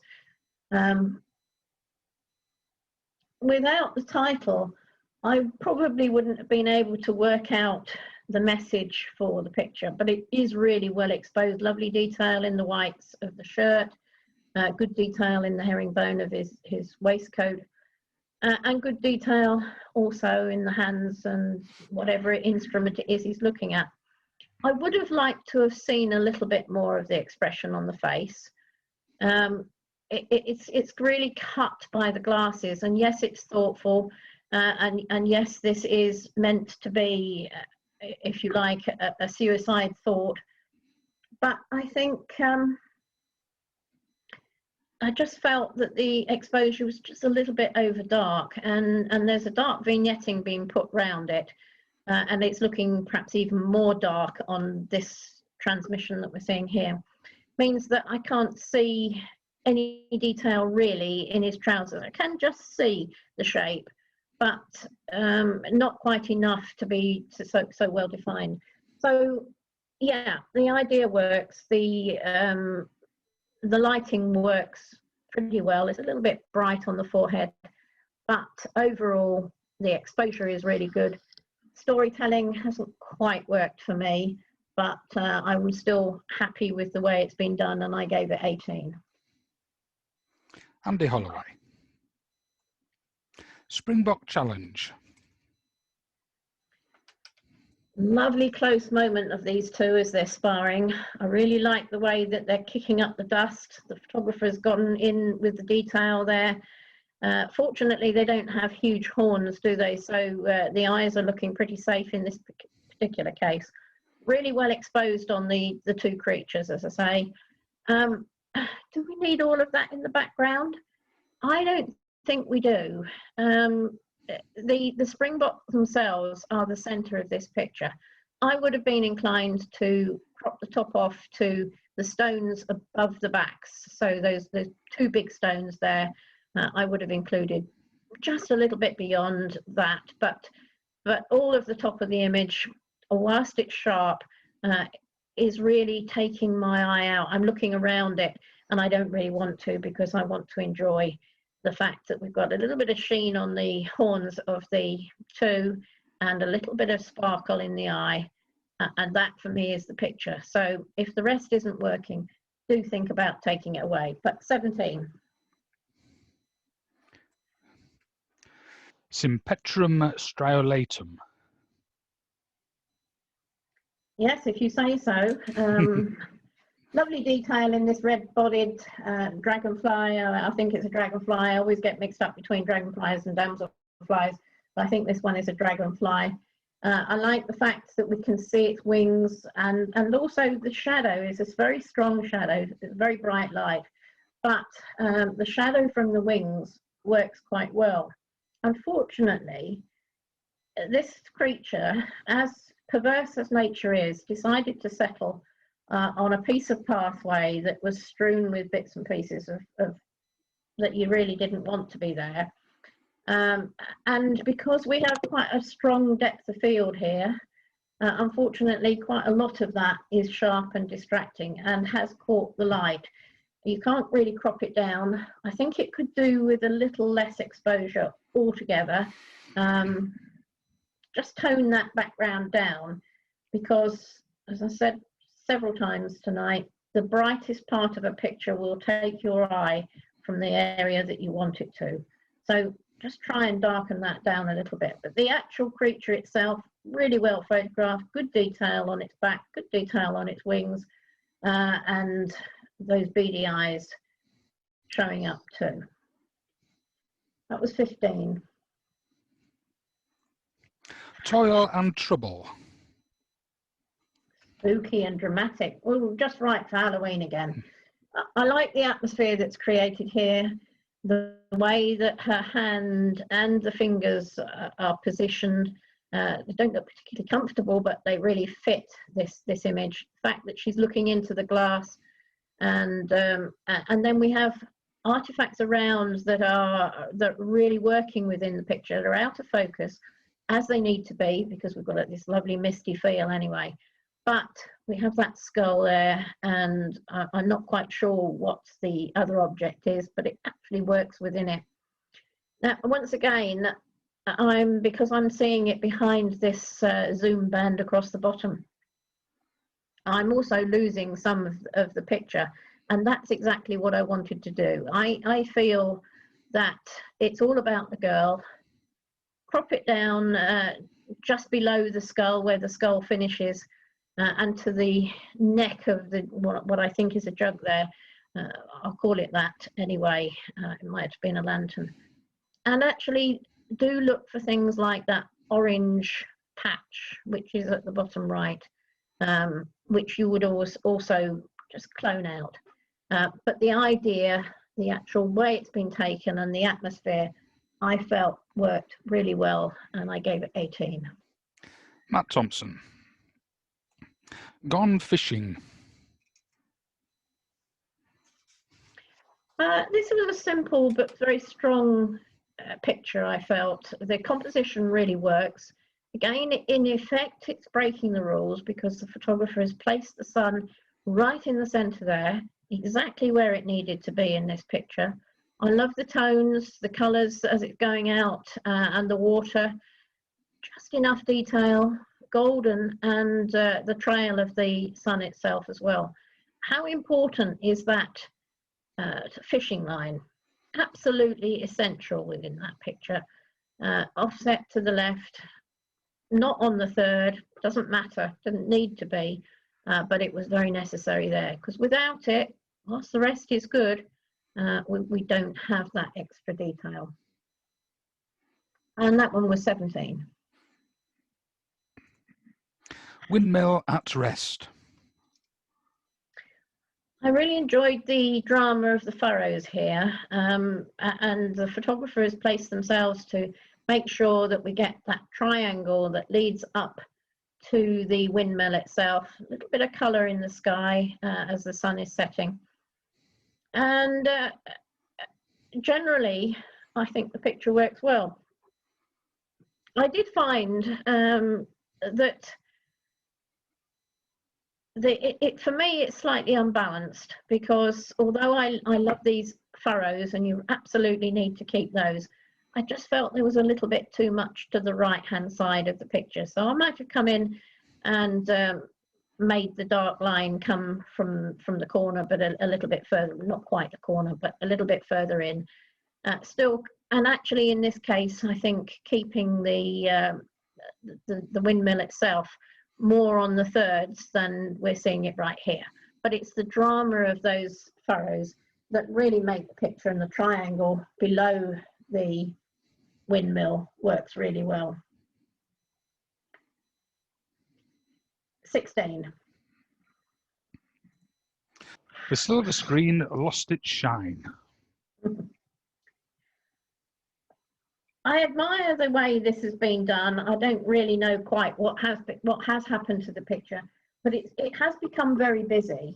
The title probably gives us a little bit of a clue, but the reflections, and then there's a hint of people all at the bottom as well, makes lots of areas to look at. Unfortunately, we have the colour of the Rialto, and the fact that the T is falling down adds to it, and so my eye is taken back.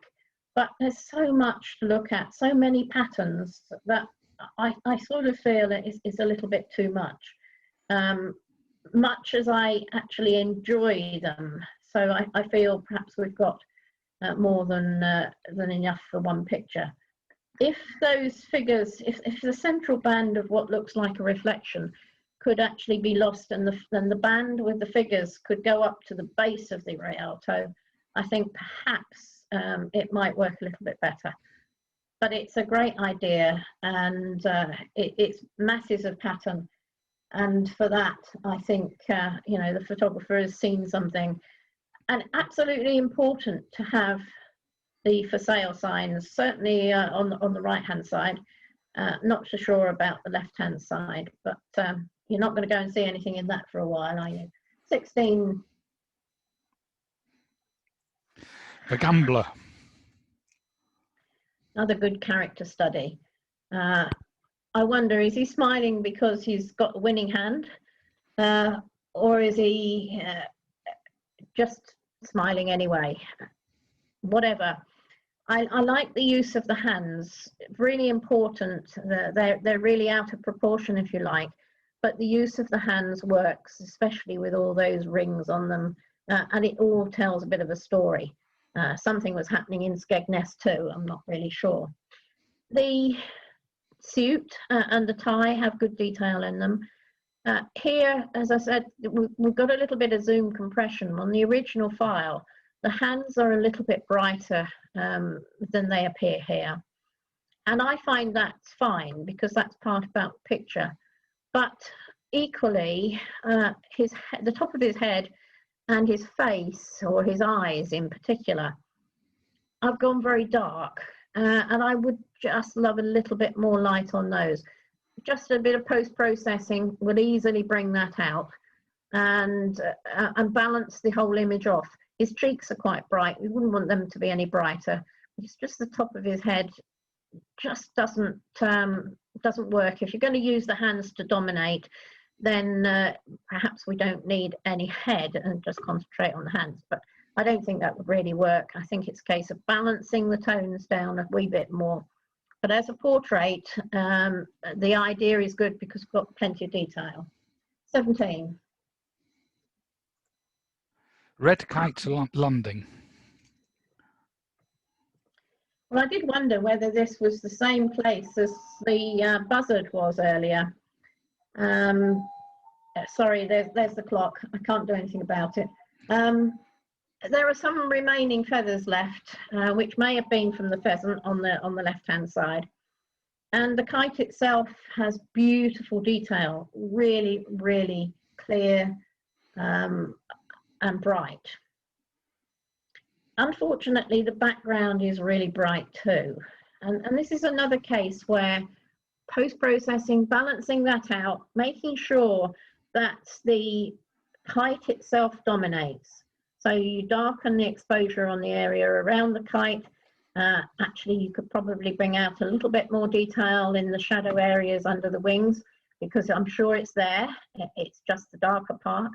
But spend a little bit of time post-processing if you can. Learn how to do that. It doesn't take very long, and it's so worth doing. And in this particular case, my eye keeps going to that light area behind the bird, and I really don't want to, because I think the bird itself is beautiful. And you could bring out more 3D by hiding the background, darkening it down, and re-exposing the bird, or the other way around. Whichever way you do it, doesn't matter. Matter of a few moments work in your post-processing of your raw file. But I still gave it 18. Trevor Partridge. Potential to go up with that work done. Socially distanced in Aldborough. Yeah, being there a few weeks ago, this gave me another smile.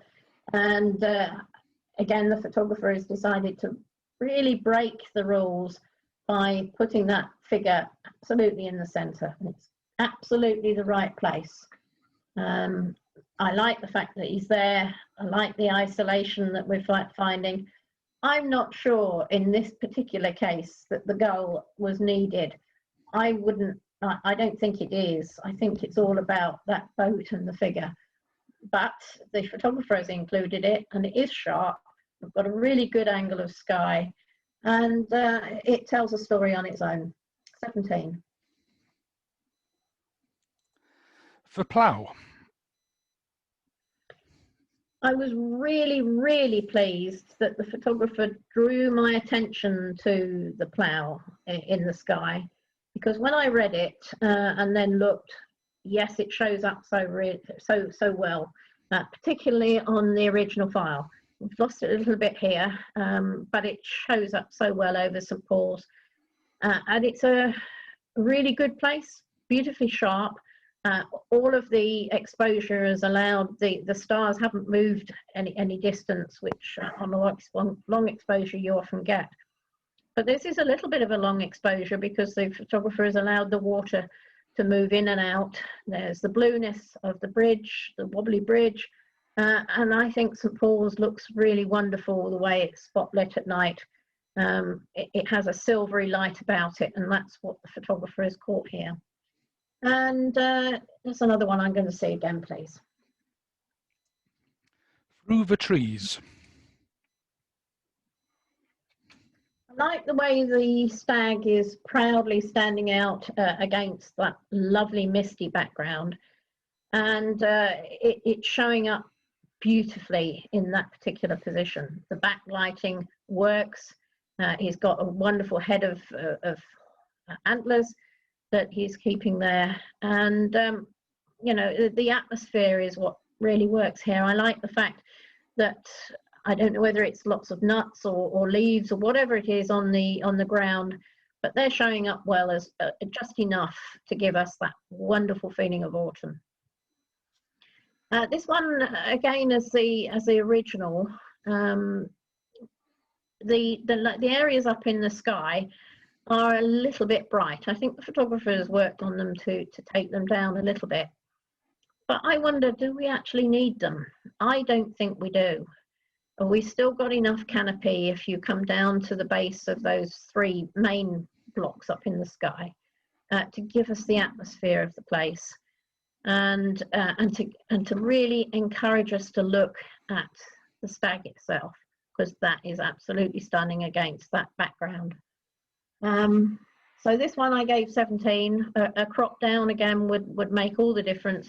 I would also crop a little bit off the sides You can't see the edge of the frame particularly well here.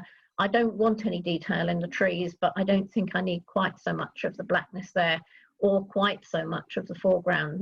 I wouldn't lose much, but certainly I would lose the area at the top.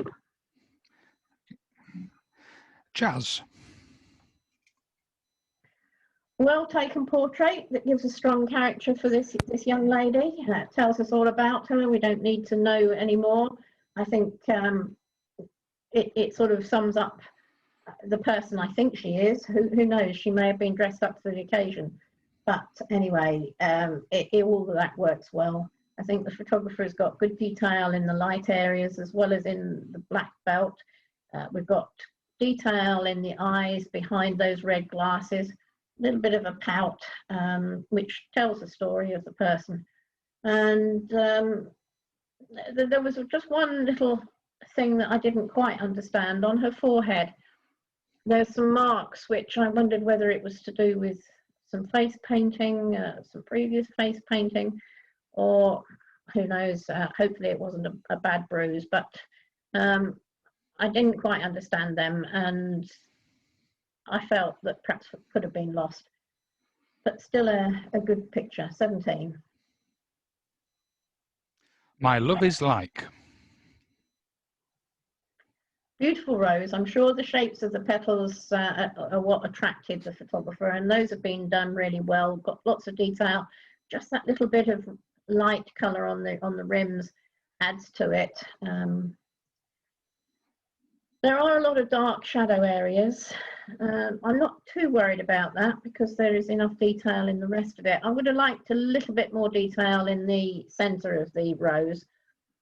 And unfortunately, because the background again is very bright, it takes our eye out from the rose itself, especially with the centre of the rose being really dark.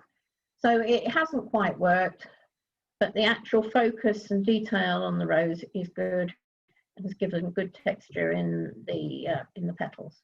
15. Stubbs Mill. Strangely enough, in this picture, the old stumps in the foreground are really, really important. I also have no problem at all with that lovely curly fence that actually blocks us from getting through to the mill itself. There's good detail in the mill. It's really well exposed for the light areas as well as the bricks itself. And then we have 3 really well placed birds in the gap where I'm sure a judge would say, I just want something else in the picture. Well, we do have it. There is a bird to the top left, just to the left of the white area on the top of the mill, which is very out of focus and actually looks like a dirty spot. I don't think it is. I think it is a flying bird, but we really don't need it, and so I would have lost that. But it gives us a lovely detail of the place, and I did enjoy it in terms of the idea that goes with it. And this one was a 16. Autumn Gold. I liked this picture very much, and especially the use of differential focus. This one really lives again in the original image. We've lost a little bit here because of the fact that the tones are compressed. And it shows really how important it is to see the originals in the first place, because that is what we would normally see on a club night. It's a wonderful 3D effect to the dog's head and face. The background works just out of focus. The tones, there's a lovely golden tone to the dog itself, as we would need. I was a little bit concerned about the out of focus legs and the bracken, and whilst they tone in with the picture quite well, I really didn't think we needed them. I think we could have actually lost the legs and made it very much a square portrait shot, and as that is there's a real 3D. The head of the dog really comes out of the frame, and there is lovely golden light in the eyes too. And that one was one I'll see again, please. Okay. Glimpse of an icon. A bit of nostalgia for me here. My late hubby was very keen on the Flying Scotsman, at least how it was before it went, I think it went to America for a while. Back again now, but I don't think it had those fenders on the front. But anyway, it feels a little bit cramped in here. Perhaps because of my nostalgia, I would like it to have just a wee bit more space. And I realise that in this particular place, there's not much you can do about it. But the carriage on the left, with its bumpers there, buffer rather, is dominating into the picture that I really don't want to see, because I want to enjoy the Flying Scotsman. So in a situation like this, I think I would like the photographer to have gone in just a little bit, taken a little bit of detail, rather than try and get the whole of the engine in, good as that may be, and some of the colour, although actually it's looking in need of just a wee bit of TLC here. It's not looking as pristine as we do sometimes see it. So I think perhaps this situation hasn't helped this picture, and perhaps not a lot you could do about it. So perhaps concentrate on just part of it rather than all of it. So this one was 14. And last of evening is Morning Lookout.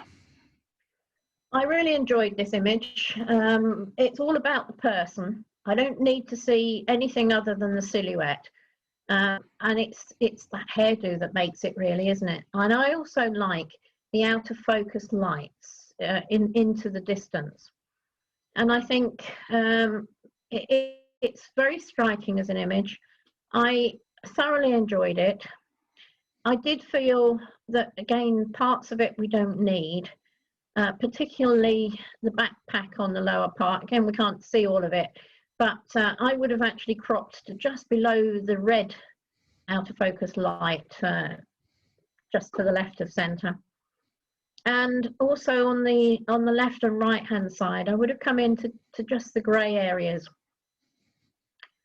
just to make it like a window without any distractions. So on the left hand side, there's that light spot in the window frame or whatever it is there that I find just taking my eye a bit. So simplify it down, make it even stronger. I did enjoy it, and I think it's seeing something very different and very creative too. As in its current form, 17, but again, just a tweak or two could bring it up higher.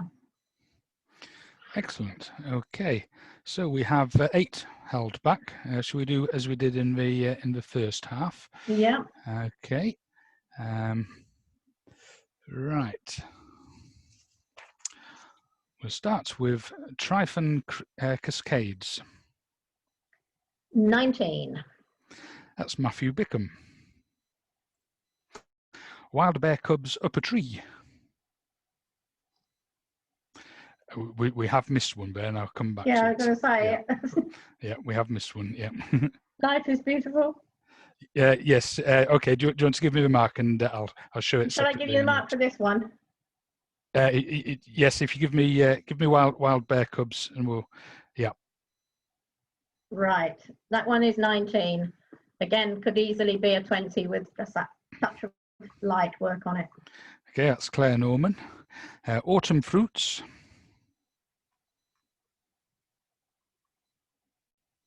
That was a 20. That's Steph Stevenson. A Brown Hare with Battle Scars. Another 20. That's Sophia Spurgeon. Lincoln Cathedral, Chapter House and Cloister. Again, a 20, very much in different genres within the open subject, and all done well. Helen Hooker. Aquilegia. For its creativity, another 20.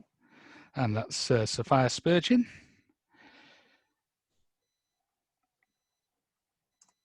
And The Plough. 19. That's Roger Walton. And Autumn Gold. Another 19, again, could very easily be a 20. Okay, and bear with me a moment. I'm not sure what's happened to the other one. Let me just see if we can find it for you. Immediately Here after. we go. I found it. Yep, I found it. There we go. Life is beautiful. And that's 19. And that's Dial Sorry, Account. sorry, no, 20. 20, even better. Yeah. That's Diane LeCount. It was worth waiting for, Diane. Okay, excellent. Thank you ever so much, Naomi. I will pass straight across to Diane, who will take it from there while I work out the scores. Wow, thank you so much, Naomi. I'm sorry it's such a long night for you. Absolutely brilliant. And whilst Mark is doing that, I'm going to pass straight over to Sophia to do the vote of thanks. But thanks from me. Absolutely fantastic. Thank you. Good. And thank you for giving me such lovely pictures. Well, thank you, Naomi. That was just really good. We've been having a little conversation in the background, which you can do when you're on Zoom. And my friends were saying how brilliant you've been. We really appreciated your positive comments, you know, explaining to members what was good about the photo, and that's really helpful because then other people can learn, you know, what actually makes a good composition. You were very gentle with your advice about how to improve and picking up the little details and what to watch for in your frame and how to crop and what your eye is drawn to and thinking about focus and that sort of thing, and particularly perhaps in the beginners issues with highlights, which maybe we can pick up, Mark, on the critique night. So great comments and nicely done with humour, and we're glad you weren't too stumped. But the best thing really was your encouragement.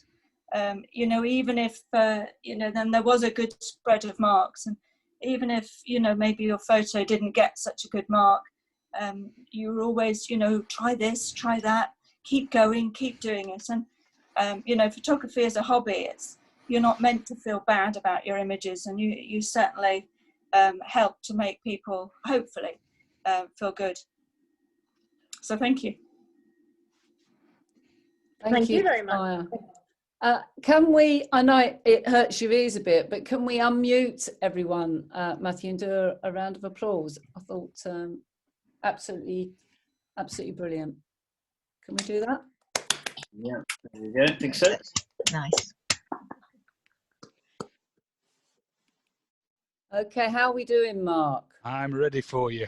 Fantastic. I gave the software a good thrashing after last time's performance, and it's learnt its lesson and it's worked for me today. Well done. So we'll start with the beginners, and it was a tight night. So I'm just going to give you the top two places. So in second place, with 37 points, we had 4 authors. We had Rick Stevens, Peter Allen, Liz Happer and Alan Blake. But out in front with 39 points, we had 2 authors, which were Carol Green and Sue Holt-Smith. Well done, you two. And that means that in the beginners competition, after 3 rounds, in 5th equal place with 103 points, we have James Banks and David Boswell. In 4th position with 104 points, we have Liz Happer. In 3rd position with 108 points, we have Rick Stevens. 2nd is Carol Green with 110 points.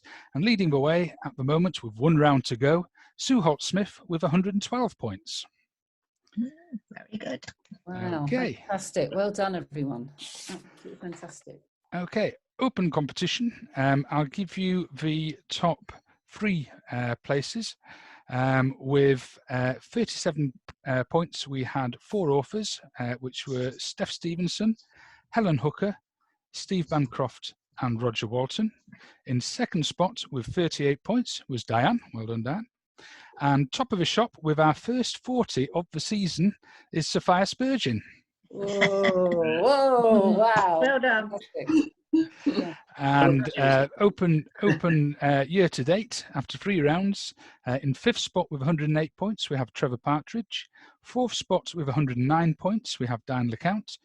3rd spot with 110 points, we have Helen Hooker. 2nd is Claire Norman with 112 points. And leading the way, but not miles ahead, with 114 points, is Sophia Spurgeon. Well done, Wow. everyone. Well done. 1 round to go. Going to be an interesting finish, I think, to the PDI season. Again, Naomi, thank you so much. I totally agree with what Sophia was saying. I think your comments were so helpful and so encouraging. Really, really good. Enjoyed having you along tonight. Really, really fantastic. I've got to go to bed. I don't know about anyone else. So, just a reminder to the committee. Safe journey home, by the way, Naomi. Just a reminder to the committee, we have a meeting tomorrow evening, 7:30 for 7:45 start. And sleep well, everybody. Looking forward to seeing you next week. Don't forget to get your photos in for the critique. And feel free to send some of the ones that have been critiqued tonight, if you want to. If you're not sure how to fix them following Naomi's comments, particularly you beginners, send them in and we can show you with Lightroom and Photoshop, or Lightshop and Photo Room if you prefer, and give you some tips on how to do what Naomi suggested. Yeah, that's a really good idea. Okay, thank you. I mean, it's over and out from me.